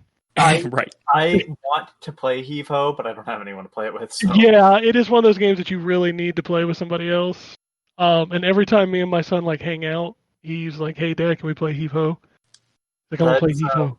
My friend Sean Musgrave from Touch Arcades, like him and his kid play it a lot too. Oh yeah, like Universal every time. They're in Japan, like it's it's a big thing everywhere. So. Yep. So is it on Game Pass? No, it's only on Switch and PC. I don't know if it's on PS4. But it should be relatively cheap, like less than $10, I think. Okay. But it is totally worth it. So we played that. Now I'll do my ID at Xbox because besides Tsushima, I think that's all I am playing Destroy All Humans, but my impressions are classified. It's just like real alien sightings. Wait, hold on. Isn't this a remake of the Destroy All Humans from like the original? Are you really going to ask me this question when we were embargoed on a game that came out for the PS4, but like we had to wait to talk about the Xbox version because of marketing? Yeah, that's true. I mean, of course I'm not allowed to talk about a remake of a game from 15 years ago. Of course I'm not. To be fair, this is a full remake, correct? It is. I It couldn't is. talk about SpongeBob. I don't know why we're even having this. Really? Yeah, yeah. So I'll talk about that one next week. So my ID at Xbox. So Dunk Lords was the first one. You all got that too for free because it's in games with gold. I think that's one that's worth downloading, if for nothing else other than the fact that it is basically a shameless NBA Jam clone. It's not nearly as good, but there's a dude that looks like a tomato and he can slam dunk. So you should probably at least download that and play it. There's a game called We Should Talk. I did not play this. I booted it up and it gave me all kinds of warnings about its content, and then I realized it was like a conversation context game, so I was like, I'll dig into this later. We're gonna have some deep conversation. Yeah, I'm out. Yeah, I was literally, while I was waiting, I think I was like 10 minutes away from eating dinner or something. I was and gonna was like, say, yeah, it's this like, I is- just picture you with like a mouthful of like Doritos going, yeah, no. No, I don't eat while I play video games. I don't do that. The next game I play is called Deja Vu. It is a very simple puzzle game. Basically, you're like a little block, and you can move blocks to solve these puzzles. I actually got really into this game, played about 10, 15 levels of it. I like it. I think it's a nice little game that I'm just like losing my brain at, and it makes my head hurt. Hashtag fun time. That sounds like something I would I hate. talked about that on the Steam demos thing. Yeah, I don't like that game. It's a really kind of mediocre version of Geometry Wars. It's not Geometry Wars, though. It's a maze game where you have to find your way through a maze. Wait, what? Yeah, there's like, you start at the beginning and it's like, here's the exit and you've got to go. It looks like Geometry Wars. Okay, so what a weird and poor idea for a demo. So when I played it, the demo, which you would figure it has some resemblance of the final game, it was literally just Geometry Wars. Oh yeah, no, you're in like this maze and there's walls and you've got to get to the goal in a certain amount of time. And So it's like the hacking minigame of the Sly Cooper 2 and 3. yeah, kind of. It's got dual stick controls. Yeah.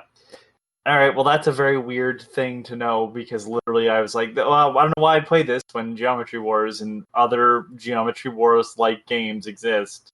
Yeah, I don't know why this game exists. The next game I play is called Neversong. This game's depressing as fuck, and it's one of those games that you play and you're confused about what you're supposed to do. And Oh, yeah, I've looked at this. It was a remake of an old Flash game. I can't remember what it's called. like a story of this little boy and this little girl that were friends. She gets kidnapped, and then you get thrown into this room. Like, the first puzzle has you spelling a word on a door to open the next area, and I was just like, I don't know how I feel about this game. Is it...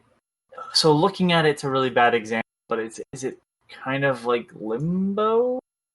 Yeah, I think that's probably your best comparison because you're basically moving either left to right or right to left and And solving. the original Flash game was called Coma. Okay. I mean, these all sound like good descriptions of these games. Okay. The next game I played is Res PLZ. I guess Res, please. Yeah. Basically, a game that you can play co-op or solo where you use your brother, you kill him to solve puzzles. It's kind of fucked up. It's a weird game. Anyway, Ultra Hat Dimension, which, Anthony, this will become a recurring theme for us. It's this week's Ratalaika Jam. I swear to God, until you mentioned that publisher, I'd never heard. Now it's every week. It's whatever that weird phenomena is where you learn a word and then you hear that word way too often. Yes. It's like that, but this is a game publisher. And this game is the most, I think it's the most disappointing one I've played of theirs. It's basically you're this little girl in a block style area and you've got to get from the beginning to the end. You got to get a key to unlock a door. But you can only move, left, right, up, down.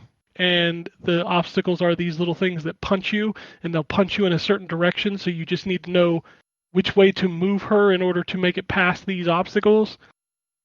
Yeah, I quit after like 4 levels. I'm like, nah, I'm good. Super hot, mind control, delete. I mean, I got that for free. you know what that is. It's super hot. Yeah, I think it's also randomized to some extent, from what I've heard. Yes, so like there's like 1 billion levels and they're all just randomly generated or something. I mean, It's fine. sure. Yeah, I mean, it's a game where it's. I think it's really smart of them to give it away for free to owners of Super Hot. Yeah. I mean, it's more super hot. It's fine. Nothing wrong with it. Hot. Super hot. Bloodstained Curse of the Moon 2. I don't know why this exists, but I'm okay that it does. I think that's my best description of that game. It's just more of that. More Bloodstained anything, because I became a big fan quickly. I mean, yeah, but I mean, it's just, it is. That's kind of how I feel about it. Like, I played it, I'm like, yep, it's that. Cool. Forager. Yeah, I have a feeling you're going to hate this game. I actually enjoyed what I played of it. Really? I mean, it's kind of like a 2D Minecraft kind of thing. Sort of, I suppose. Then you buy a new island, and then... Yeah, and you expand your thing. And yeah. It's fine. It's cute. It's on Game Pass, so... It's the only way I'll play it, yeah. Yeah, that's fine. And then I played a bunch more Superliminal, and that game continues to make my fucking brain just fry, dude. That is one of those games that if you were the guy that was screaming holy shit when you played Portal, you need to play this game. I know, Anthony, you have this huge issue with the last puzzle or whatever, which I still have not made it to, but the stuff that I've had to do in this game, like, my son has watched me play some of this, and when I'll do it, like, I'll take, like, a block and I'll lay it on the ground and I'll walk into it and walk out in this completely different area. Like, he's just like, whoa! Well, I mean, I'm just waiting for, and I put it in our chat on Discord when we recorded this, but Moncage had that for me. Looking at the sides of the cube. And I don't know if that surprises me not as much, because, like, I remember doing that in Prey and being blown away. So let me give you an example of a puzzle that I hit yesterday, and this is the last game I'm talking about, so we'll move on after this, but I walked into a room. There's a model on the table. I pick the model up and look at it from a perspective where I can make it big enough for me to walk into. I walk into it. It takes me to another room. I pick back up that model, lay it on the table where the model was, shrink it back down, walk out into that area, and start exploring those buildings inside the model. Blew my fucking mind. Just the way this game plays with your perception and your perspective. And it got to the point where it started doing stuff with lighting. Like, it's just... This game is something, man. I'm digging it. I'm digging it a lot. And I think if you're one of those people that enjoy, like, the Portal... what was that other one? There's a lot of them. There's 2 really popular. There's Portal... Cube? Not Cube. Talos Principle?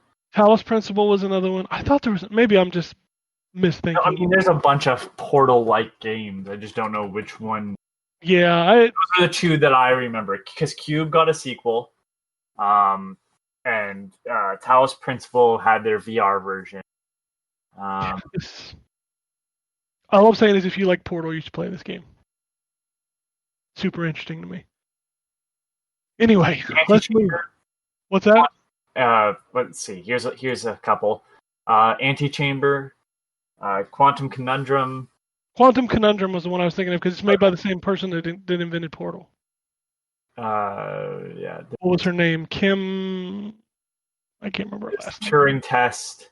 I think Antechamber is the most weird one of them all. Yeah, Antechamber is actually really cool. That's how you walk through this changes because you're walking this time instead of moving quickly, and oh, you've entered the left side, and the right side is a different room, but it just wraps in. It's like this completely non-Euclidean space, and that's a bizarre fucking game. Yep. I recommend Superliminal. I'm enjoying it. Let's talk about new releases this week real quick. We've got Rock of Ages 3 Make and Break. I can't believe they've made 3 of those now. Creeks. Dragon Marked for Death. Dying Light Hellraid. They're making another expansion for Dying Light. Holy shit. Super Toy Cars 2 and Tannenberg. All the Dying Light stuff has been multiplayer. It's just another multiplayer. I think this one's like Horde mode or something like that. I mean, but still, making expansions or any kind of content for Dying Light is crazy. Dying Light 2 should be on the way. You're right, Ken. It should be. Liquid Sunshine, Aircraft Evolution, Rain Swept, Carrion is out this week. There's not a lot this week. Panzer Paladin is out for the Switch this week, which if you've not seen a video of that, go watch one. It looks fucking incredible. The Friends of Ringo Ishikawa, Hamster Bob. Friends of Ringo Ishikawa should be a game I've played, but I have not. And Middleborg, City of Mages. Lot of nothing this week. Like it's a bunch of indie games, but no big release this week. So you can definitely tell we feel in summer. All right, let's do some news. We'll talk about Xbox at the end. Well, at least their event this week. But first up, let's talk about the fact that the Xbox One X and Xbox SAD or Sade editions have both been discontinued.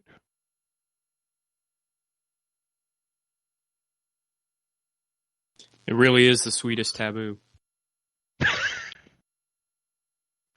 I mean, you don't discontinue your main console right now unless you're going to replace it, right? Well, I thought they did this months ago. No. Well, I recall the Xbox One X being kind of like done. So. Well, it's weird, right? I mean, am I not the only one that finds it weird? Like, the Xbox One X is the console to buy right now if you're buying an Xbox, right? Yeah, I mean, it's all weird. Because usually you don't hear about discontinuation until after the new console's out in general. Well, you certainly don't hear about it before the supposed replacement console for it has even been announced. Yeah. Because, as much as we just assume we know that there's a Series S, Microsoft has not officially announced it.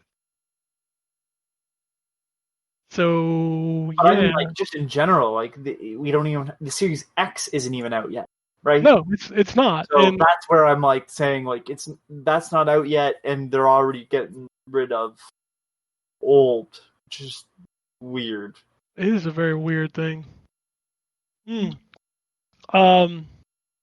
PlayStation 5. So Jeff Keighley did a little video on Friday showcasing the DualSense 5 DualSense controller. During that, he did an interview with Eric Lempel, who said, "I don't know where this rumor came from about pre-orders this week, but we promise we will let you know ahead of time before we put PS5s on pre-order." Also, news about that is Sony basically upped the production of the PS5, so they went from like 6 million to 9 million for the fall, which a lot of people are assuming that means that the price is going to be reasonable enough that they think they can move 9 million consoles this year. Of course, it would be real nice to know how much either one of these fucking things cost at this point. I don't think if you've got a good price for people that you wait this long to fucking say it. Yeah. Yeah, and I mean, the thing about it is, like, I get the fact that they want to make sure that they're not, they want to make sure they're competitive with each other, but it's like, man, at the end of the day, at some point you just got to say, this is the net income that we want or need to make off this system. This is the price. Yeah. Like, you can't just string it out forever trying to figure out what the other guy's doing. You also need to know, like, what you're looking at, like, inventory-wise. Yeah. Right now, you are, at maximum, What are we looking at? So it's 7/19. So you figure within 4 months that both of these machines are going to be in stores. Yeah. How many are you going to sell? And your pre-orders need to go up. This is not a cheap piece of hardware. Right. I don't know. People need to save up for this, especially in a pandemic time. I seriously think they don't know how much they're actually going to charge for these things. I don't think it's finalized yet. I think Microsoft is waiting to see if Sony charges $4.99 or $5.99 so that they can undercut it by $50 to $100, just depending, But That's what I assume. I gotta feel that the PS5 is not going to come in at anything under $4.99 because I bet you that DualSense controller is an $80 piece of hardware. Yeah, you may be right. Because you can blow in it, Drew. Why? Because I've been questioning that since the fucking DS days. It was cool, and then it was very annoying. Well, Jeff Keighley blew in his controller to make a fan go in Astrobot. The only game that'll use it for any sort of entertainment value at all. all microphone. All I picture is Speaker, baby. playing Brain Age, going blue, blue, blue, blue. You know what? I think this is another one of those. You'll see it before launch. You'll be like, man, the devs are going to do some cool shit with this, and then 4 devs are going to do some cool shit with this, and everybody else is going to make it a goddamn map button. Yeah, touchpad. Even Ghost of Tsushima, it's like, yeah, I mean, we could have just dealt with more buttons. That would have been nicer. Yeah, but at least it serves 4 different purposes You in are Ghost of Tsushima. Well, 5, actually, because if 5, you push it in, you unlock something later that you can do with it by pushing it in. Yeah. But I mean, it's one of those things where it's like, the actual movements don't mean anything, really, right? Like, having it be a touchpad is counterproductive. You could have just had something else there, set of buttons, had them do the same thing. Yeah. But Days Gone, where you swipe it for different menus. I'm like, come on. Days Gone was annoying. The first time, what comes? I turned it off, but what comes out of the speaker in Tsushima at the beginning? The sound of the wind, I think. Yeah, and I was like, this sounds weird. I'm turning this off. I always turn off the speaker on the games. Hearing BB cry through the controller was the most annoying fucking thing I ever heard in my life. I like that, but I mean, I love that game. I love that game, and I don't know why. I just want a fucking controller with, 10 don't need buttons and 2 sticks or something. I don't know. It was a better idea when it was in the Wii to have the speaker, because the Wii's controller was something you could hold up to your head if you needed to. It made more sense. Here's my thing. Here's my thing. I don't want to talk to my video games. I don't want to blow at my video games, and I don't want to wave my video games. Okay. I want to press a button, make thing happen. That's just me because I'm old. Give me a fucking controller. Anyway. Oh, what else is going on? We talked about Gamer Girl earlier. You excited for that FMV game?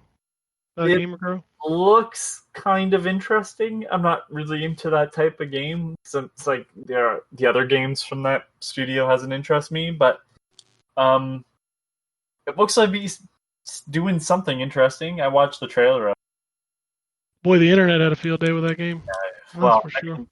Removing it from the PlayStation account on Twitter or whatever was kind of weird. So here's an interesting one, and this may tie into our talk of the Xbox event coming up this week. Microsoft has discontinued a 12-month subscription to Xbox Live. You can no longer buy 12 months of Xbox Live.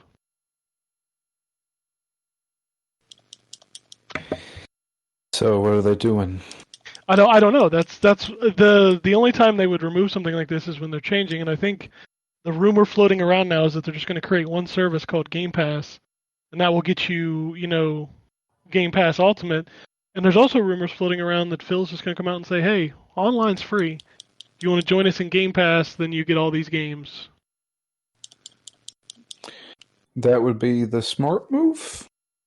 But I mean, what are we doing here? Like, if you remember when this whole shit started, Xbox Live was the only service charging to pay to play online. True. Then Sony joined in the party. Well, Sony's first response is, we think it's against the idea of video games to make people pay, but their service was crap, and they realized, oh, we need the money to upgrade. Yeah, and now, let's be fair, games with Gold and PlayStation Plus are kind of shit most months. Yeah. They're not great. Nope.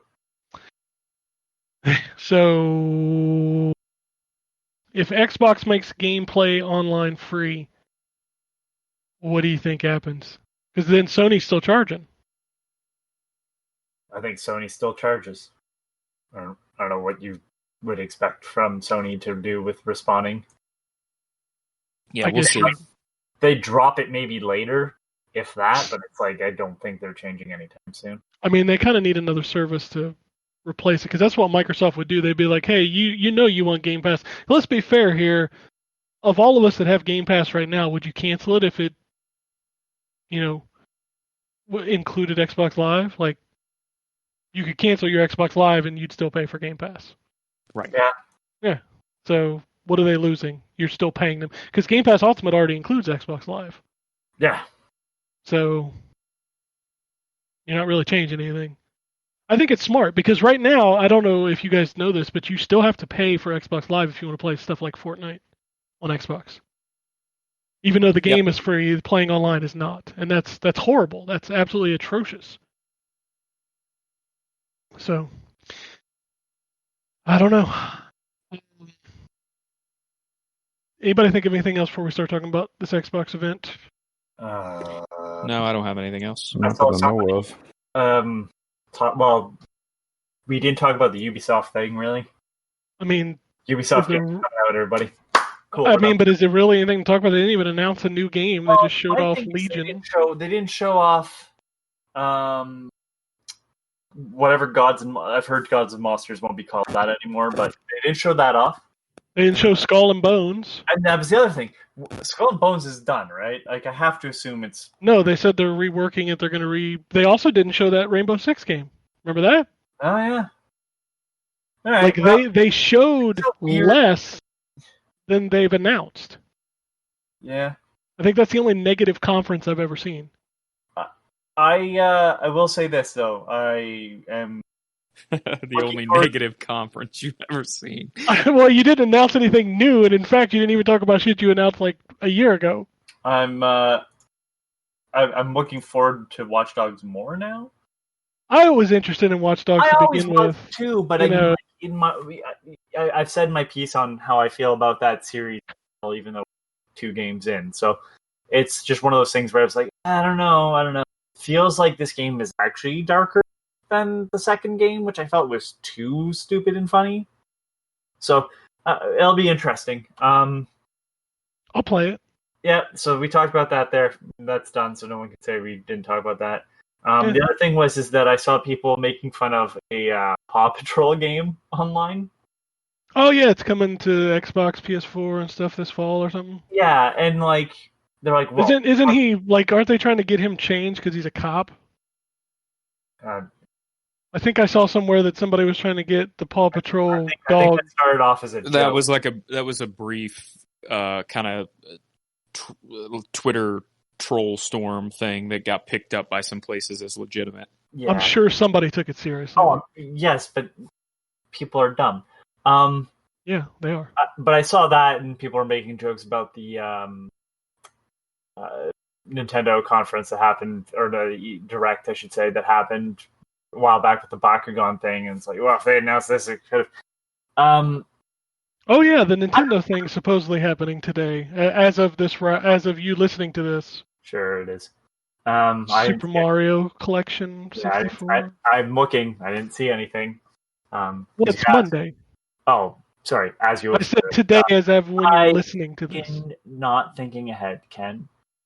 I was just going to go into the defending that, hey, kids still play video games, and there needs to be video games for kids. And as someone that has reviewed quite a few video games for kids, I'm sorry, like, most of the stuff isn't trash. Like, Motherfucker, Crayola Scoot is the bomb. I didn't play that one, but That game's good. But that's what I'm saying though. Like like SpongeBob was good. The Scrat Ice Age game wasn't amazing, but I don't think it was trying to be. It was okay.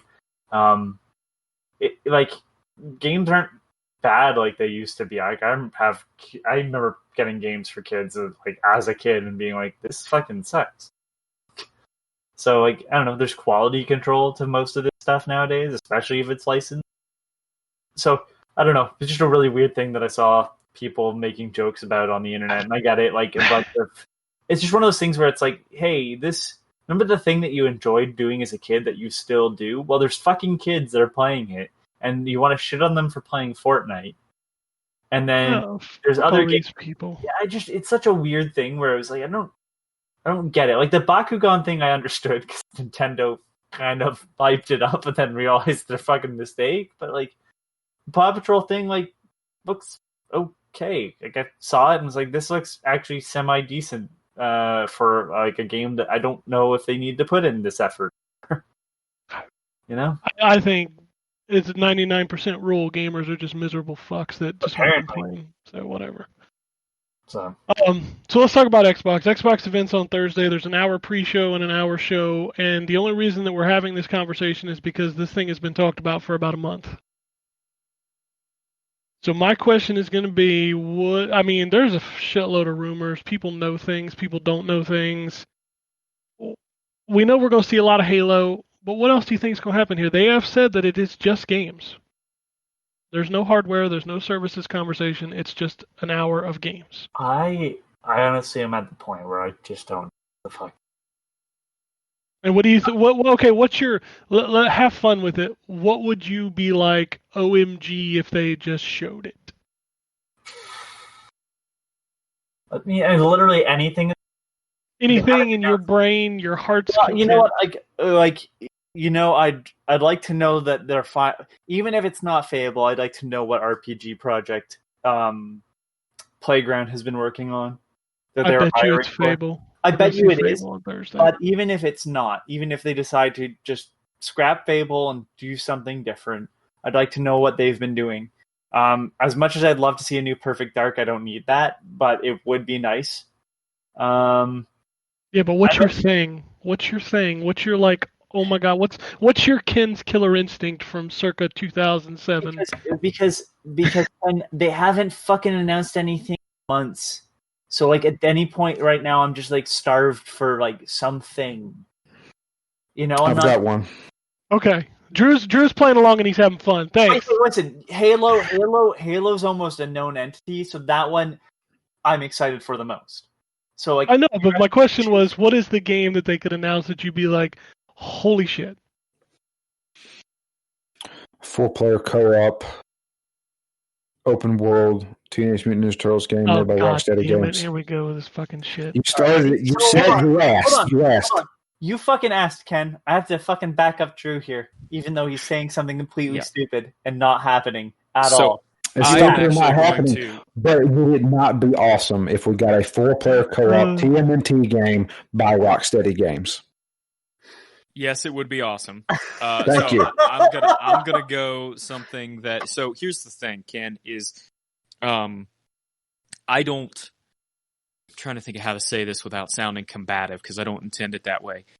I don't really care about any of the Xbox first party stuff. I don't like Gears, and Halo's a known entity. I'm excited for Halo. I'm hoping that it'll be good, but I don't care enough about their first party stuff to try to predict something. So what I'll do instead is predict third party stuff. That's fine. I just want to know what they're going to show that would get you excited. I hope that we will finally get to see the what WB Montreal has been working on. Well, unfortunately, we won't because they have their own event in August. Well, then I don't care. But also, funny enough that you mentioned that because that could be one of the announcements at this thing, right? I would assume. I get the feeling I could be wrong, but I'm pretty sure we're going to see Rocksteady's game. I think we're going to finally see that Suicide Squad game that they were talking about. But WB's doing their own event in August. That may be true, but Microsoft be like, hey, here's 50 Well, maybe grand. Why don't you? maybe they could because Here's the They logo. Everybody own- get excited. Rocksteady now. Because they own Rocksteady. Yeah, so that's a possibility. Yeah. If they're saying just games, I'm sorry. I don't think they make that announcement. Mortal Kombat's coming Ah. to Game Pass because we own NetherRealm now. Does that not seem weird? Like, I feel like that'd be a business announcement if they're saying it's just games. No. I disagree with you there, Anthony. I think if you're going to do a Just Games press conference, the best thing you can do is announce a new studio that you own for making games. Okay. And what games are coming because of that partnership. I want to let you guys know that we have just acquired WB Games. Remember, And- Geoff has an hour pre-show Geoff. before that he said you'll want to tune into because we've got some stuff to show. Yeah, and they were like, thanks. They're joining our wonderful community, and here's their new Suicide Squad game. Yeah, we own Rocksteady. They're making Xbox games now. Here's NetherRealm. They're making Xbox games now. Mortal Kombat 11 is now in Game Pass. Like, if you had asked me 2 years ago, I could have told easily what I would want them to announce. Conquer. No. Conquer. Why would that specifically? I'd like to see a new Conquer. I'd love Conquer. to see. I actually wrote a new Conquer down. Don't get me wrong. I also wrote down Recore. I know that's not everybody's game, but it'd be nice to see another Recore game that's just a little bit more polished. NetherRealm has joined the team and are making Killer Instincts 2. Oh my God, you were. If they still owned Don't Alan tempt Wake, me. if they still owned Alan Wake, and had some control over Remedy, like a new Alan Wake, a new Quantum Break, those would have been great. But they don't have any of that anymore. So, Well, Remedy's owned by Epic now, right? no, I don't think they're owned by anybody. Epic will be help publishing their games, That's what I'm thinking of. and Remedy still owns all their properties, and they have Alan Wake back. Because Microsoft gave them Alan Wake back. I remember that now. So So they're announcing Alan Wake 2 for Xbox exclusive.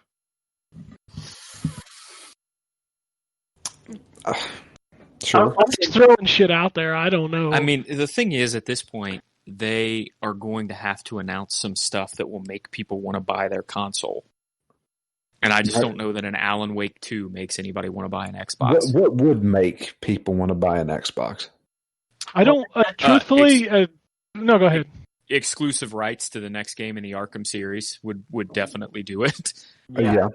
But that's what I'm saying when I say, like, I don't have any sort of expectation going in, because, like, right now, like, the only thing that I'm looking somewhat forward to that they have had announced that isn't out yet is Hellblade 2.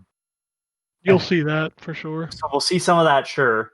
And Halo, which is coming out hopefully this year at some point. Who So knows let when me it's add, coming out? Halo will make people buy an Xbox as well if And it looks will- different enough It from will. the It will. last Halos. But see, here's the problem with that philosophy though, is Microsoft's not doing that this gen.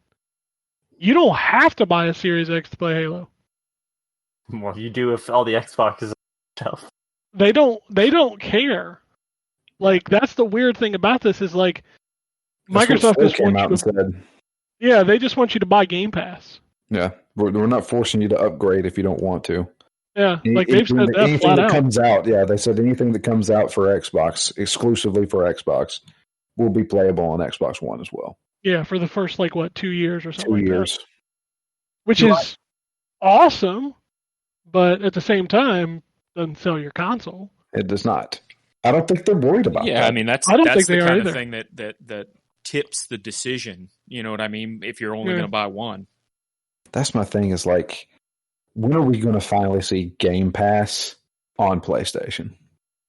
The weird thing for me though is, like, if you step back from a business perspective, this makes so much goddamn sense, because ain't hardly a lot of people gonna have $500-$600 this fall to buy an unnecessary game box. True. So Microsoft basically saying, hey, you want to play Halo Infinite this fall? Cool, you can do that. You can do that on a $200 machine. Yeah. You want a weird game, Ken? Here's a weird game. Condemned. Hey, I like I that. like Condemned. I like that idea. Bring back that developer and make Condemned 3. But I got one for you. I heard a little trickling of this one. Let me run this by you, see how you feel about this. Microsoft has got the rights again, and they're working with Capcom when they're making Dead Rising. Yeah, sure, whatever. That's But hold on. Made by Undead Labs. I don't know who that is. Guys that made State of Decay. State of Decay. Well, it's gonna be State of Decay with the Dead Rising skin on it. Like, I'm not trying to sound so critical. It's one of those things where it's like I'm sorry, but Dead Rising has run its course. Yeah. Dead Rising 3 was the last good one. Oh, 4 was fine. Dead Rising 4 was fine. It's fine. It's kind of like Crackdown. If you were to say Dead Rising 5, nobody's going to be like, I got to buy an Xbox. What if you... So, okay, let me give you the ultimate one.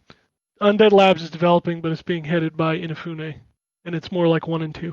Oh, I don't want it then at all. Don't bring Inafune in on anything anymore. Not Yeah, like, number 9, buddy. We never talked about it, but Inafune's like, I have a hand in the new Gunstriker, Azure Gunvolt, Azure Striker Gunvolt game, and I went, all right, well then I'm not playing that. Okay, here's another one. Again, I'm just throwing all this stuff out there because I don't know anything. Phil says, this week he's been doing a fuckload of interviews. He's been on the interview train the last couple of weeks. He said we need to do better with Japanese games on Xbox. I think people are going to be really happy. Well, let me finish. He said, I think people are going to be really happy about the show on the 23rd. Right after he said that. What do you think that is? Blue Dragon 2. Really? I kid. It's the other one by Mistwalker. I got chicken steak now. We got chicken steak now. What's the other one? Lost Odyssey? Lost Odyssey 2? Yeah. Being led by Sakaguchi? Yeah. Bring out Shinji Mikami. I know he's working on something else right now. He's working on a PlayStation exclusive, Drew. That ain't happening. Is it exclusive, though? It's timed exclusive. That's what I was thinking. Yeah, but that still means that it won't matter by the time it comes out. I have a weird one for you that is, you brought up Capcom. A new Lost Planet. No. Imagine how good a new Lost Planet would look. I don't care how good it would look, Drew. Look at the games, okay? The first one was its own thing. The second one was a fucking multiplayer game. It was not good. And the third one is criminally underrated space trucker game. Exactly. You make a fourth one. But nobody cared about the third one. That's one of those games that, like, are you really going to be excited about Lost Planet 4? You don't call it Lost Planet 4. You just call it Lost Planet. That's a thing we can do now. You can just name games like it's you reboot it. God of War 3, God of War Ascension, God of War Ghost of Sparta. Oh, I'm sorry, but you cannot put Lost Planet in the same conversation as God of War. That is not the same appeal. But what I'm saying, yes, you can. You just pretend the other ones never happened. Or you do, and you just go, fuck it, though. This is our name now. Sudeki 2, motherfucker. Let's do it. Otogi. Oh, dude. From Software making Otogi 3, do you realize how huge that would be? For nobody? Because nobody played Otogi 1 and 2? I'll be honest with you. I don't know anything that Microsoft could do. The thing is like Microsoft really needs to get, I don't know who, they need to get a game studio that makes something you've never seen before. But that's what they're doing. Microsoft, yeah, but I mean, they haven't shown anything. But that's because they haven't let them out yet. But that's the reason why I said, like, when Ken asked that question, I'm like, I don't know if I want something that I've played before again. Like, I literally just hand me anything and I'll be somewhat surprised.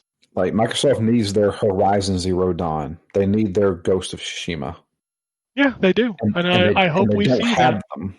And they need a new Perfect Dark game and just call it Perfect Dark Zero so we can pretend Perfect Dark Zero never happened. Drew, to your point, if you think about the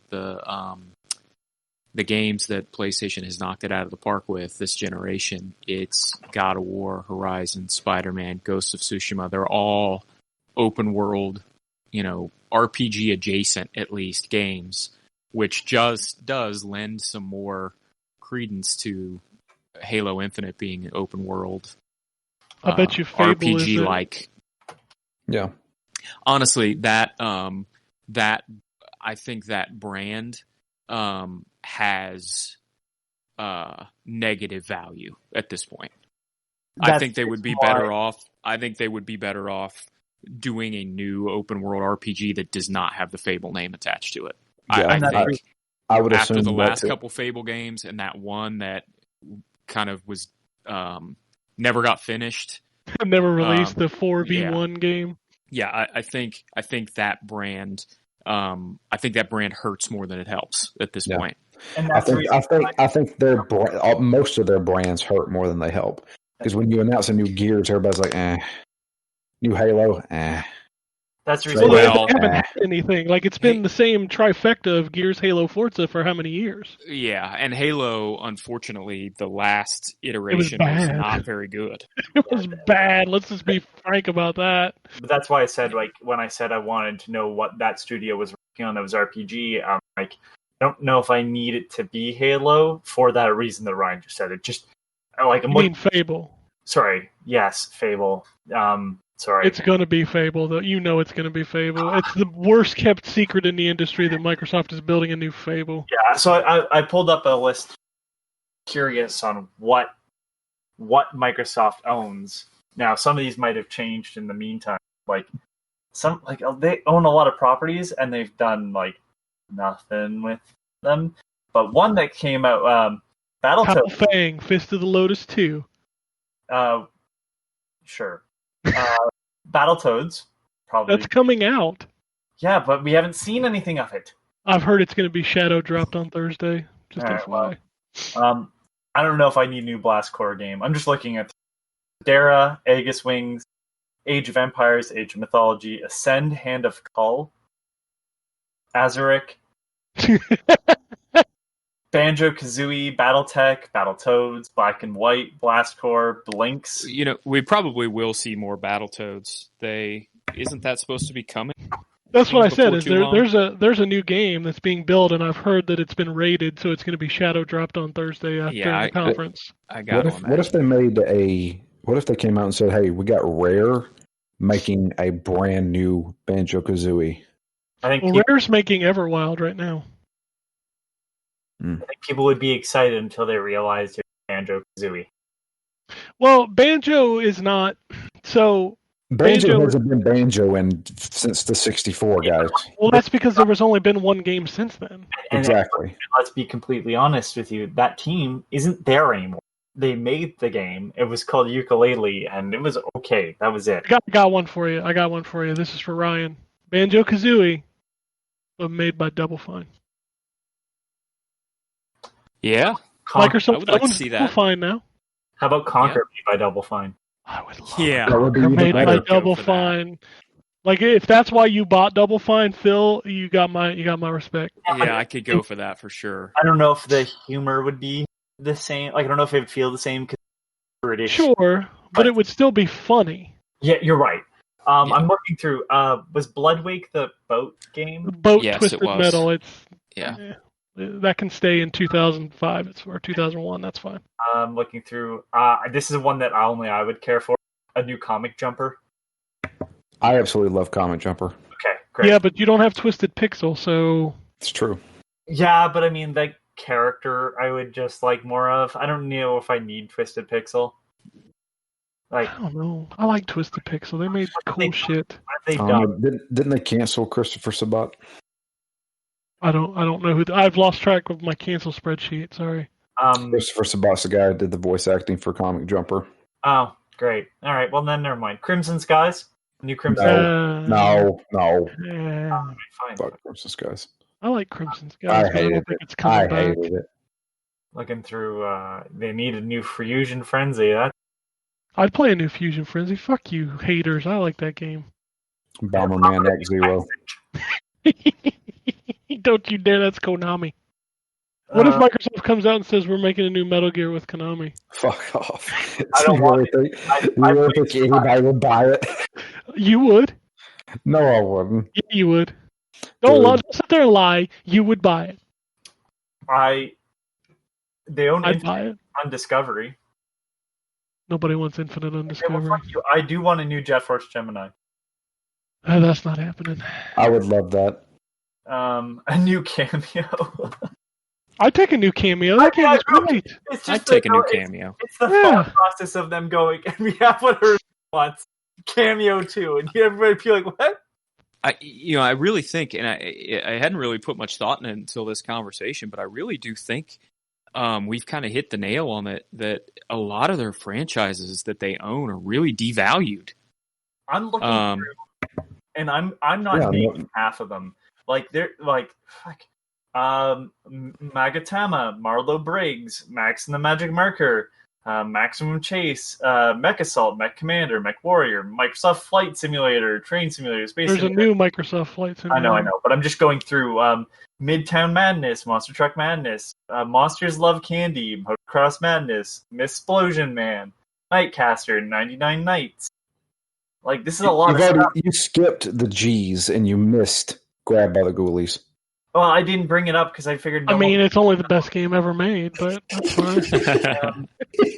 I'm just like I've been going through, so I didn't skip it. I just started giving a list off there because Grab by there's the another- Ghoulies. remember how there's another Phantom Dust game in the works, and they canceled that, and then they just released the first one. And nothing with it. I mean, Phantom Dust is fine, but ain't nobody buying anything for that fucking game. Here's the thing. Microsoft tried doing it with Xbox One. They had a game that everybody talked about. Nobody knows whatever happened. Scalebound. Yeah, That was their, hey, this is a new IP. You've never seen anything like this before. We got freaking Platinum Games doing it. They're working their asses off on it. And all of a sudden, I mean they were working on that thing for like 5 years. Yeah. and well, even longer because like I remember seeing like the drawings from early on when like Platinum began, and it was just something they couldn't get off the ground. And they pushed Scalebound tons of times. Every time they brought up like a, coming soon. And then, bam, canceled. What? Yeah, I would love to read. I'd love to be a fly on the wall for those conversations about what happened in that game. That is insane. Because we saw footage of that game and it looked good. Yeah. Yeah. I was like, what? That, like, you guys, like, this looked like an almost finished game and you cancel it? This is a very specific thing, but they have God, what's their name? Obsidian, right? Yeah, they own Obsidian. I want them to do a Shadowrun game. Oh God, not that again. Remember the last one? Yeah, the last one wasn't Shadowrun the RPG. No. It didn't make any sense to anyone that likes Shadowrun. But as someone That that's game playing is... tabletop Shadowrun, if you could get Obsidian to make a Shadowrun game, holy shit. I mean, that would excite you, but I couldn't give two shits less. That's the It thing. would excite a lot of people. That's a hardcore punk RPG. Which is a Yeah, very but limited audience. whatever they're working on, they can't be all that far into. No, they're not. Well, They were just acquired last year, right? aren't they? And Working, they finished up Outer Worlds. Right, they finished up Outer Worlds, they're and working on I that mean bike it's game, I thought. Well, that's a small team. Still, it's an A team. They're working on what? The Grounded game, Grounded. Oh, Grounded, yeah. the Bug game, the Honey I Shrunk the Kids Bugs game. Yeah. Guys, the real one that we're going to get on Thursday is Torque. They 2. really Yeah. need to stop having these big developers that they're buying releasing shit like Bleeding Edge. Oh, fuck. That's so... These How would these your- experimental games that don't really go anywhere. Yeah, like Bleeding Edge was neat, but my God, the community for that game was dead in like 2 days. You can't. They need to stop Trying- chasing the multiplayer Fortnite crap. Fucking, we had that talk today about a different game, the Rocket thing. Rocket Exactly. Arena, yeah. Rocket Arena. You need to Take a look at stop Rocket chasing it. Arena. Stop chasing it. You cannot be Fortnite. You never will be. Someone I was thinking about the other day, what was Cliffy B's game? Lawbreakers. Lawbreakers. No. The Yeah, You're rest talking is about Fortnite. the 80s Yeah, Battle Royale. the 80s Battle Royale. The game never actually released, so it doesn't No. matter. But it's still, like, that basically was him going, all right, I'm done. I give up. And it's like, yeah, well, you were chasing in audiences that already have a game they're playing. Yeah. What the fuck's wrong with people? I mean, we went through this with World of Warcraft back in the day. Yeah. Well, how about this? How about this, guys? Take a look at Microsoft needs to stop. Take a look at what Sony's doing. Their top four games of the PlayStation 4. Think about it: Spider-Man, Horizon Zero Dawn, God of War, all of which single-player experiences. That's what they need to focus on: is single-player experiences that give a good story and that look good and that play with a deep customization and like RPG elements to it. I think that's what Fable's going to be, and I think whatever the initiative is working on, which has been rumored, one of their projects is Perfect Dark. I get that. Yeah. If it's a single-player stealth action game, like in third person, I think it can work. If it's Yeah. bring back the aliens. Don't get super futuristic. Like have it kind of like so grounded to some extent, like the original. Oh fuck! I'd be very happy. Were you going to say, Wombat? I was going to say, Drew, I think you're also kind of hitting on the backside of another point as it relates to all this. What you just described is not what Microsoft has built their brand around. Going back even to the late original Xbox days, but especially the 360 days, they had the best and most robust online experience of any of the big three. And that's what they leaned into, not just from their marketing, but also in terms of the developers that they acquired, the brands that they acquired, where they spent their time, energy, and effort. And so it's single-player experiences like what we've seen be successful on the PlayStation this generation is not that's not their primary strength. They're going to need to start focusing on that. It's going to be but my point is that's going to be a major strategy shift for them. It's not I completely agree with you. It's a shift that they need to take, but that's they have started to shift that direction by buying Double Fine and Obsidian and some of these other developers, but their back catalog of successful franchises was, with the exception of Fable, which, like I said, has lost most of its name recognition, mostly centered around multiplayer, because that's what their strength was. That was their differentiating factor in the marketplace. Kung Fu Chaos, baby. Yeah. Kung Fu Chaos. I mean, if you think about it, like that, you can tell that they have tried to focus on changing things up. Look at Gears 5. Gears 5 is a almost an open world-ish, right? Yeah. It has open world levels, yes. Yeah. And so they're trying to give that more. They're trying to shift their games in that direction. Like I said, what they're probably going to do with Halo is make it like a open world, maybe a Far Cry-ish kind of game. They can do it. It's going to take time to do. But yeah, absolutely. And I think that's why they bought all those studios, was to, especially like the initiative, that studio that we don't know yet. Like they built that thing 3-4 years ago. Who are they based from? So that studio is basically like what you're asking. They sit between like Naughty Dog and Insomniac up in Seattle, and all they've done is poach talent from those two studios.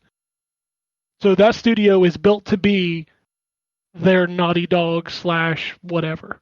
But so I agree with you completely, but my point is more around the fact that they don't have necessarily, they've got the studios now in place to be able to do that stuff. What they don't have yet are the franchises that are instantly recognizable, where people can say, oh yeah, I know what another Horizon Zero Dawn game would look like, or yes, I know what another Spider-Man game would look like. That's what they have to build. And so they need to show not just studios that have the ability to make those games, they need to be able to attach brands to those games that are franchisable. And they need to build their will Horizon. Not do that, period, if they try to attach shit like Fable to that stuff. Because Fable already has a brand and a reputation. And that's why I'm saying it needs to be more. That's why it's hard for me to predict what we're going to see, because if they're doing things the right way, it's going to be stuff we haven't seen or We've brands never we haven't seen. seen before. Yeah. That's what I'm hoping. I'm hoping we see 2 to 3 new IP that are going to launch over the next 2 years. Yes. Yeah. That's what I want. That's truly what I want. I'm Yeah. not saying I don't want to conquer by Double Fine, because I totally want to conquer by Double Fine, but I want a new big game. I want a new game that's like, I'm excited about this. Yeah. And I hope we see it. I literally hope that this hour is like, because hyperbole is hyperbole on the internet, but a lot of people are leaning towards that this is Microsoft's thing. Like after that abysmal showing in May, and Sony kind of coming out, and let's be fair, it was good, but there wasn't anything in there that was like, holy shit, this is amazing. The only thing they showed that I remotely give crap about is Ratchet and Clank. I mean, Ratchet looks great, but it's not a Horizon. You know what I Right. mean? I mean, they showed Horizon as well, but They did, Yeah. but we all know that game is a couple years out. We know that. I'm at the point. If I don't know, showing me more what You were I cutting have. out big time, man. I've not understood a sentence you've said so far. Oh, good. Am I better now, or Yeah, it's better now. Yeah. that was weird? I don't know if them showing me something that I have now is going to be the thing that sells me on a new console. You know, like as much as yes, a new Ratchet and Clank, yes, a new Horizon, like that is not the thing that has me excited. It's more of the thing I like, sure, but I also want new things to like. I'm sort of getting tired of just I don't even want to call it nostalgia, but like this franchising of concepts. Like it's kind of like how all the movies nowadays kind of just like Marvel, Star Wars, like, for some Disney. Yeah, everything's No, a but I mean, sequel now. Yeah. But even then, it's like Batman. Like it's stuff that I want to see sometimes new concepts, and when we keep doing these movies based off characters I love, it's like we don't get the new thing that's going to push us forward. So when you're asking like, what do you want to see? Like, I don't know what I want to see. I want Xbox to come out and be like, you need to see this, and for me to go, holy shit. Like, because that's kind of how Horizon Zero Dawn was. It's like, look at this shit, and you're like, oh my fucking god. Let's be fair, Horizon leaned into the one thing we all love, and that's giant dinosaurs. That are robots. Robot dinosaurs. Robot dinosaurs. That's all we talked about when that game was shown. Like, look at these fucking robot dinosaurs. It's still cool. I played the game not too long ago, and I'm like, this is pretty fucking awesome. Oh yeah, it's fucking rad. But I didn't know I wanted giant robot dinosaurs. It was always a thought maybe in my head, but I never was like, you know what these video games need? Yeah. Giant robot dinosaurs. Yeah, absolutely. And I hope we Just see throw that. some wizards in there and we'll be good. Right. I need And dragons. And dragons. like, Of course, dragons. Giant robot dragons. but Go like back to dragons. Scalebound. Wizard robot dragons. Ghost of Tsushima, I'm like, I would have never thought like I needed a game where a samurai confronts like his honor. But here we are, and I'm like, this is what I needed right now. Yeah, you're absolutely right. Microsoft needs something. Whereas, Sony has done it for the last few years, but I'm going to be real honest with you. I have not seen anything for their future that It seems like the PS5 is going to lean heavily into here's more of that thing.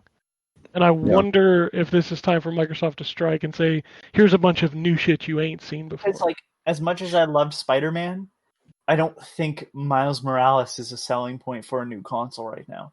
So For me, anyways. I disagree, but I disagree because that game was one of my favorites of last gen I like or this gen. So, But it's So, just one of those things yeah. where it's like, I know how that game generally is going to play.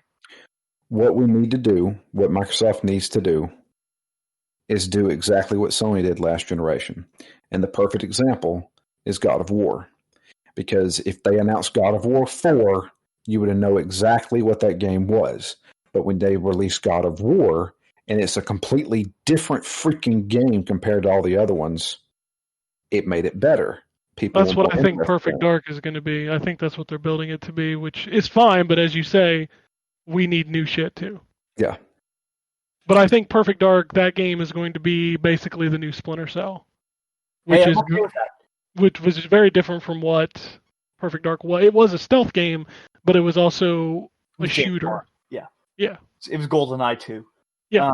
And don't get me wrong, I love Perfect Dark more than I love GoldenEye. It's so fucking weird and somewhat heady, and I think that could be really cool in a modern single player big budget video game. and fuck it, go with the alien shit again, right? But you change that game up so much that it's like something completely different. I'm totally fine with that. Yeah, I am too. But I in addition to that, I also do want Microsoft's, for lack of a better word, Horizon. Microsoft's Ghost of Tsushima. Hell, I want Microsoft's Days Gone. Yeah. You know? They don't even have that. They don't have that A tier, let alone the B tier. Exactly. Microsoft doesn't have their character action games like they have, like Sony has Uncharted. And or, that's why I was disappointed when fucking really, god damn it, Ninja Theory got bought by them, and their first thing was a multiplayer shooter, and then they're like, and our second thing is going to be Senua 2, which I like Senua, but like, I hope it's more of like a bigger game, which I think they'll get to do since they've got the they money. will, but I have a feeling it's still going to, like, it's still not going to be, their but fuck, god damn it, Enslaved or DMC, or that sort of super heavy action stuff.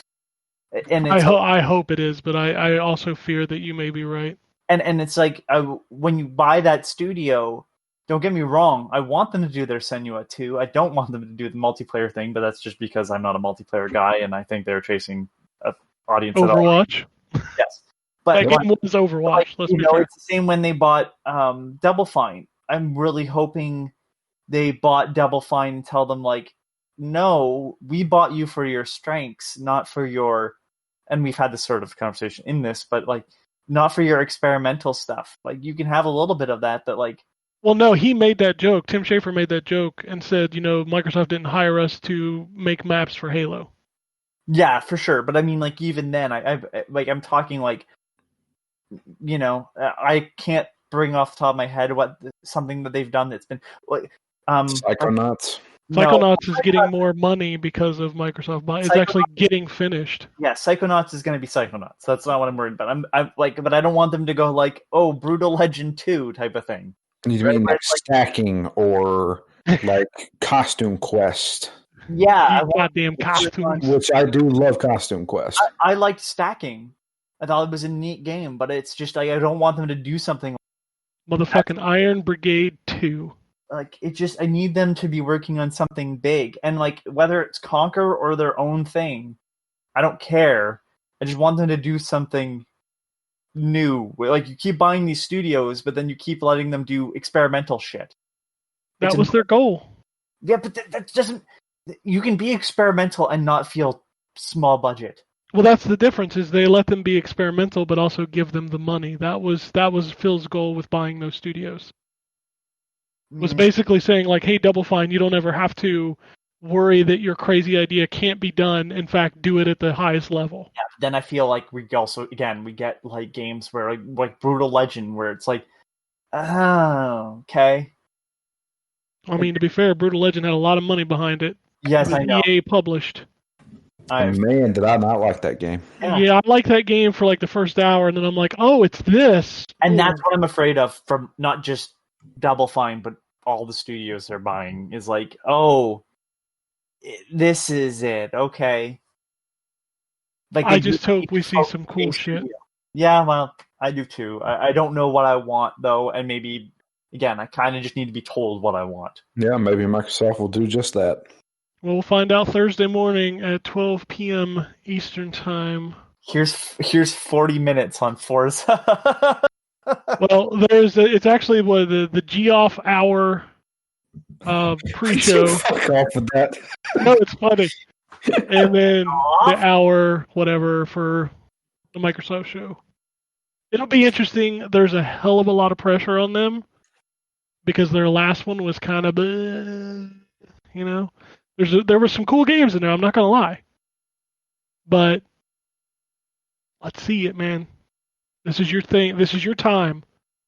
This is the one you've talked about. This is my E3 we're talking about, so let's not ruin it.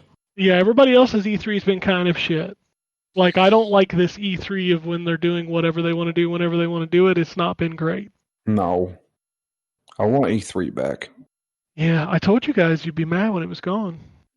I always miss the conferences because I'm sleeping or at work. So anyway, we'll find out. We'll talk about all of it next week. It will be a very interesting conversation. I'm actually off, so I'm going to be watching the whole 2 hours. I will not be. I took some my work is stressing for us to take vacation days because everybody's getting just fucking mentally exhausted from all the shit going on in the world. So I will be constantly refreshing Twitter and watching Wario 64. Yeah, Wario's got the jams, man. That dude, I don't know how he gets the stuff. I saw the best comment this week was somebody joked with him. He tweeted the comment about Sony would let us know when pre-orders for PS4 went live, and somebody literally just quote tweeted him and said, "I thought you'd let us know, Wario." And let's be fair, that motherfucker's gonna be the first one to know. He will. Oh shit! All right, let's do some tweets, then we'll get out of here. David says, "I'm getting antsy for the PS5 and Xbox Series X. I keep going back and forth on which one I'm getting, or if I'm getting both. With the Xbox showcase coming this week, anticipating that. Just give me the prices already. Want shiny new toys." I hear you. Yep. If only we knew how much these things cost, we could figure out how much we have to spend. Chad says, "Hope you spent most of the episode talking about how amazing Tsushima is." We did. Well, about 40 minutes. Yeah, I'm about 6 hours in, and I feel like this is the most I've been invested in a game since Witcher 3 or maybe Assassin's Creed Odyssey. John says, "What dish, in your opinion, is better as a leftover? Something that's great if it's been in the fridge for a day or two." Kentucky Fried Chicken. Oh, that just sounds awful in the fridge for a couple days. No. Well, I mean, if you leave it too long. You have to put it in the oven, though, man. No. You take Kentucky Fried Chicken, right? You get your bucket. You just shove the bucket in the fridge. You pull it out the next day. All that fat that's usually like gross fucking gummy fat just hardens so you can eat it easily, and it still tastes fucking great. Oh, it's so good. I like barbecue. Barbecue heats up pretty well. I mean, I got to go with the standard of pizza. Yeah, Pizza only heats up well if you have a air fryer. I don't know if I agree with that. I like oven pizza. Pizza's fine. Yeah, oven pizza, I guess, is fine. It just kind of takes you got to preheat the oven and all that. I broil. That sucks, yeah. I broil the pizza like when it's like out of the fridge. I set the oven to about 350 degrees and put it in there for like 3 to 4 minutes. Yeah, that sounds right. Yeah. I like Thai food reheated. I don't really eat Thai food. Yeah, I can't speak to that either. I don't understand it, but a McDonald's burger's good cold. What is not good for McDonald's cold is fucking French fries. Ugh. Yeah. Eat a McDonald's hamburger cold. I have. It's not hateful. You talking about like a double cheeseburger? Or? Yeah, just like a cheeseburger, double cheeseburger, something like that. Their junior chickens cold are fine. Their junior chickens are good. Yeah, that's probably my favorite. Well, is that what used to be called a McChicken? I think it's still just called the McChicken, right? Yeah, McChicken is a different. So a McChicken is just like a breadcrumbs or whatever on a chicken burger, and the junior chicken is actually spicy. The burger has actually got like some spice with its breadcrumbs or whatever on the side. It's so much better than a McChicken. I absolutely love a spicy chicken sandwich. Oh. McChickens are dry. They're plain. Like I eat them plain, right? Like I have nothing on. So yeah, the junior chicken. Oh well, yeah. Of course, it's going to be dry if you don't get anything on it. The McChicken is built to have mayo. Yeah, well, that's the difference. The junior chicken, you can have no mayo on it, and it's still great. Oh, I like a good spicy chicken sandwich. I'll tell you something that is not good after being in the fridge. Anything from Taco Bell. Well, yeah, Drew. Anything from Taco Bell when you've had realized you've went to Taco Bell. Taco Bell is the only fast food restaurant that is consistently eatable when I get it. I had this conversation with my wife the other day. Like, if you go to McDonald's, you got like a 50-50 shot of it being edible or absolutely atrocious. Yep. But if you go to Taco Bell, it's always edible at least. Like, it's never great, but it's always edible. It's edible. I mean, it's the best way I can Taco describe Bell. it. I will finish it. Like, I can go to Burger King and get a Whopper, and sometimes I'll take a bite and throw it away because it's so bad. Yeah, it's true. I will never throw away Taco Bell food because it's fine. Unless it's wrong, I will eat it. That's the thing. If Taco Bell, like, that's the thing about Taco Bell too, man. If you go to Taco Bell with $12 in your pocket, you can eat like a fucking king. Oh yeah, you'd be fat as hell You- after that you meal. can go Oh to- my god. $12 will buy you in Canada like 6 junior chickens. I mean, that's too many chickens. Yeah, but I mean, it's a lot of food if you start. Like, junior chickens are dirt cheap in comparison to McChickens too, and they're better sandwiches. Taco Bell is you like the dirt spicy. cheap. You like the spicy chicken. You like the spicy chicken from Chick-fil-A. Wendy's. Oh, We Chick-fil-A. don't have. Yeah. I don't have Chick-fil-A. Oh man, you're missing the best fast food chicken there is. Man, I'm okay. No, you are not. Yeah, I don't really feel like supporting them. I'm pretty sure every fast food restaurant you go to has some racist asshole at the top. Oh, I'm sure. They are smart enough to keep their mouths fucking shut. So some I'll of them support that. Some of them are. Not all of them are. We just don't know. Just while we're on the topic of food, I've discovered the best way to cook pierogies is you boil What the them. fuck is a pierogi? First, you gotta tell me what a pierogi is. Yeah, I don't know what a fucking pierogi is. You don't know what a pierogi is? No, I'm Describe the sorry. Canadian thing. Oh my fucking No, it's god! not No, it's not a Canadian thing. at What all. is it? I don't know what it is. It's a It's a Pittsburgh thing for it's sure. well, it's an Eastern European thing. So Yeah. Ukraine, Polish, sort of. It's basically a dumpling, but they are sort of wrapped around like potato mixed with other stuff. So I generally have like a cheese pierogi, which is like cheddar mixed with potato inside, and then it's like the potato outside as well, or dough, I should say, on the outside. It's hard to describe without kind of just showing you what it looks like. You've probably seen them. I mean, just I may have. For the longest time, I didn't know exactly what a cannoli was until I saw one.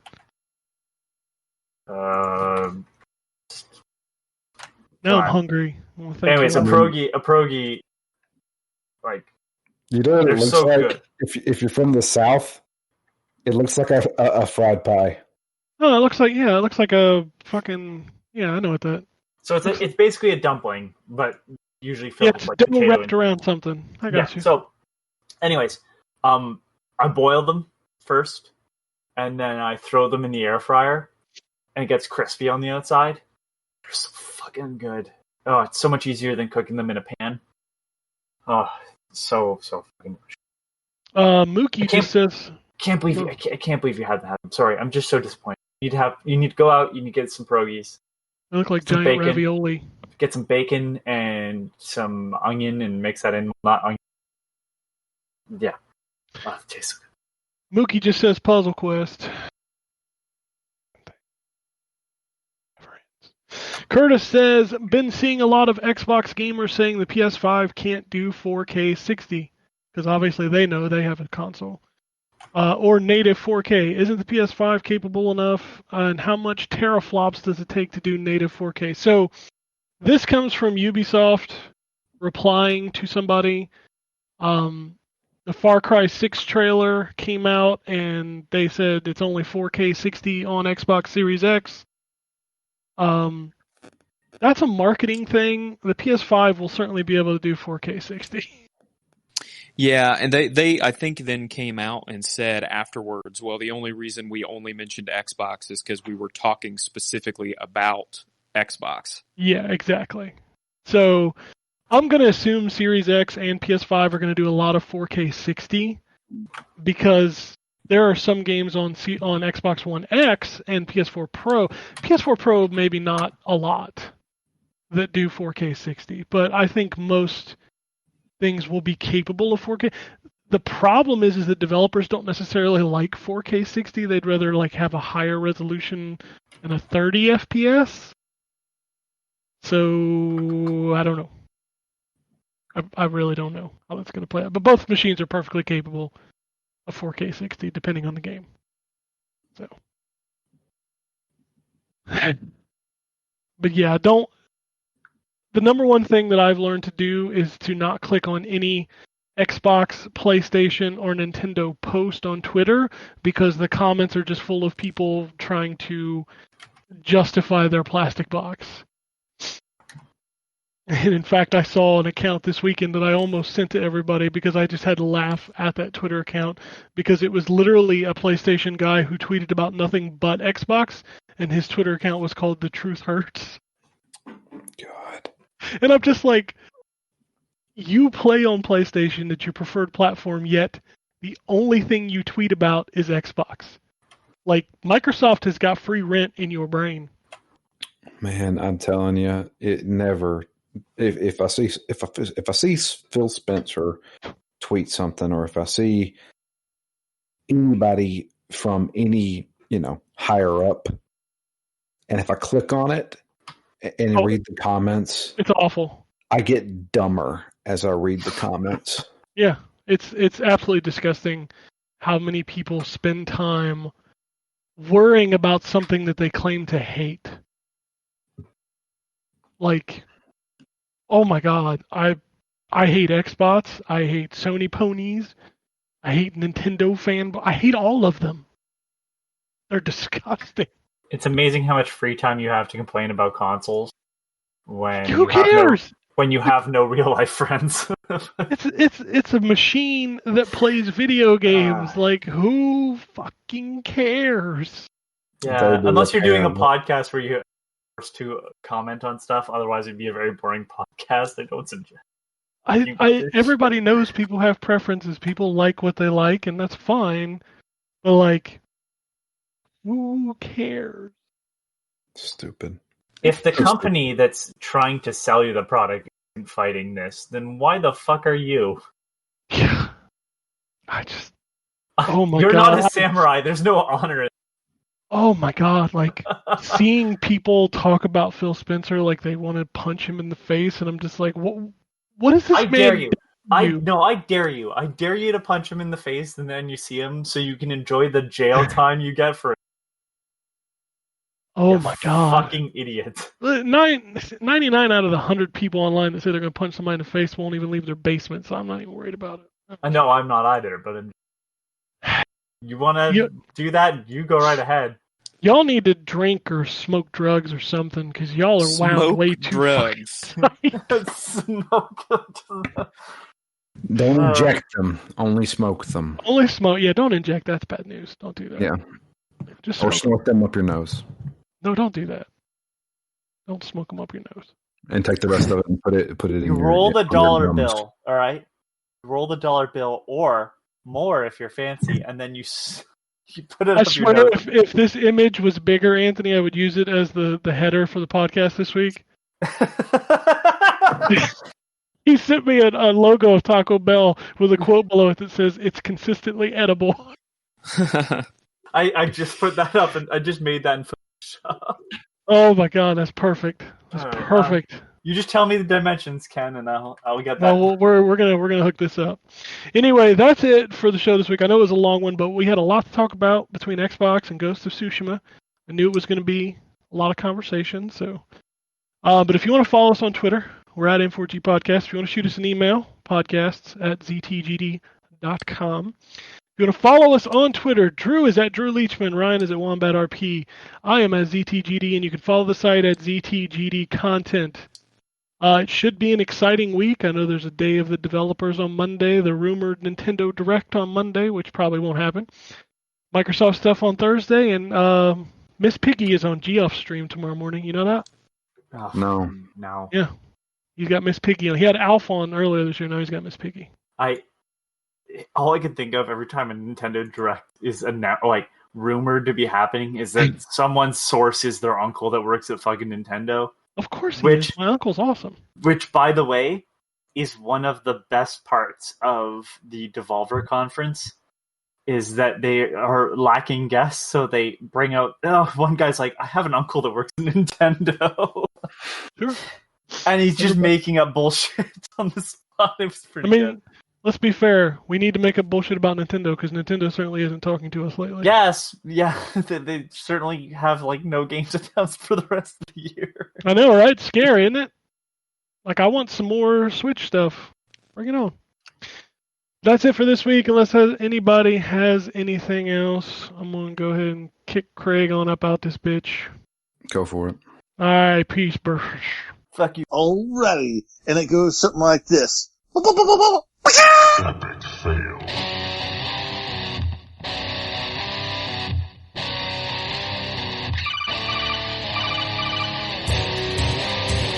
Welcome to the N4G podcast.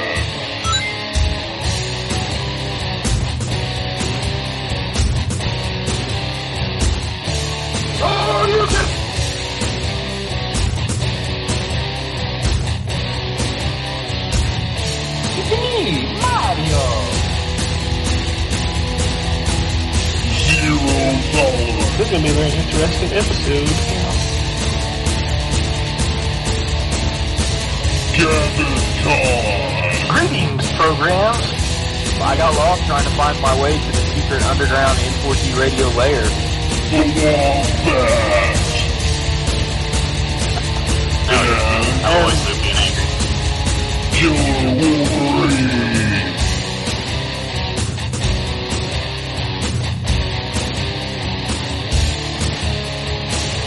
Play games, not consoles.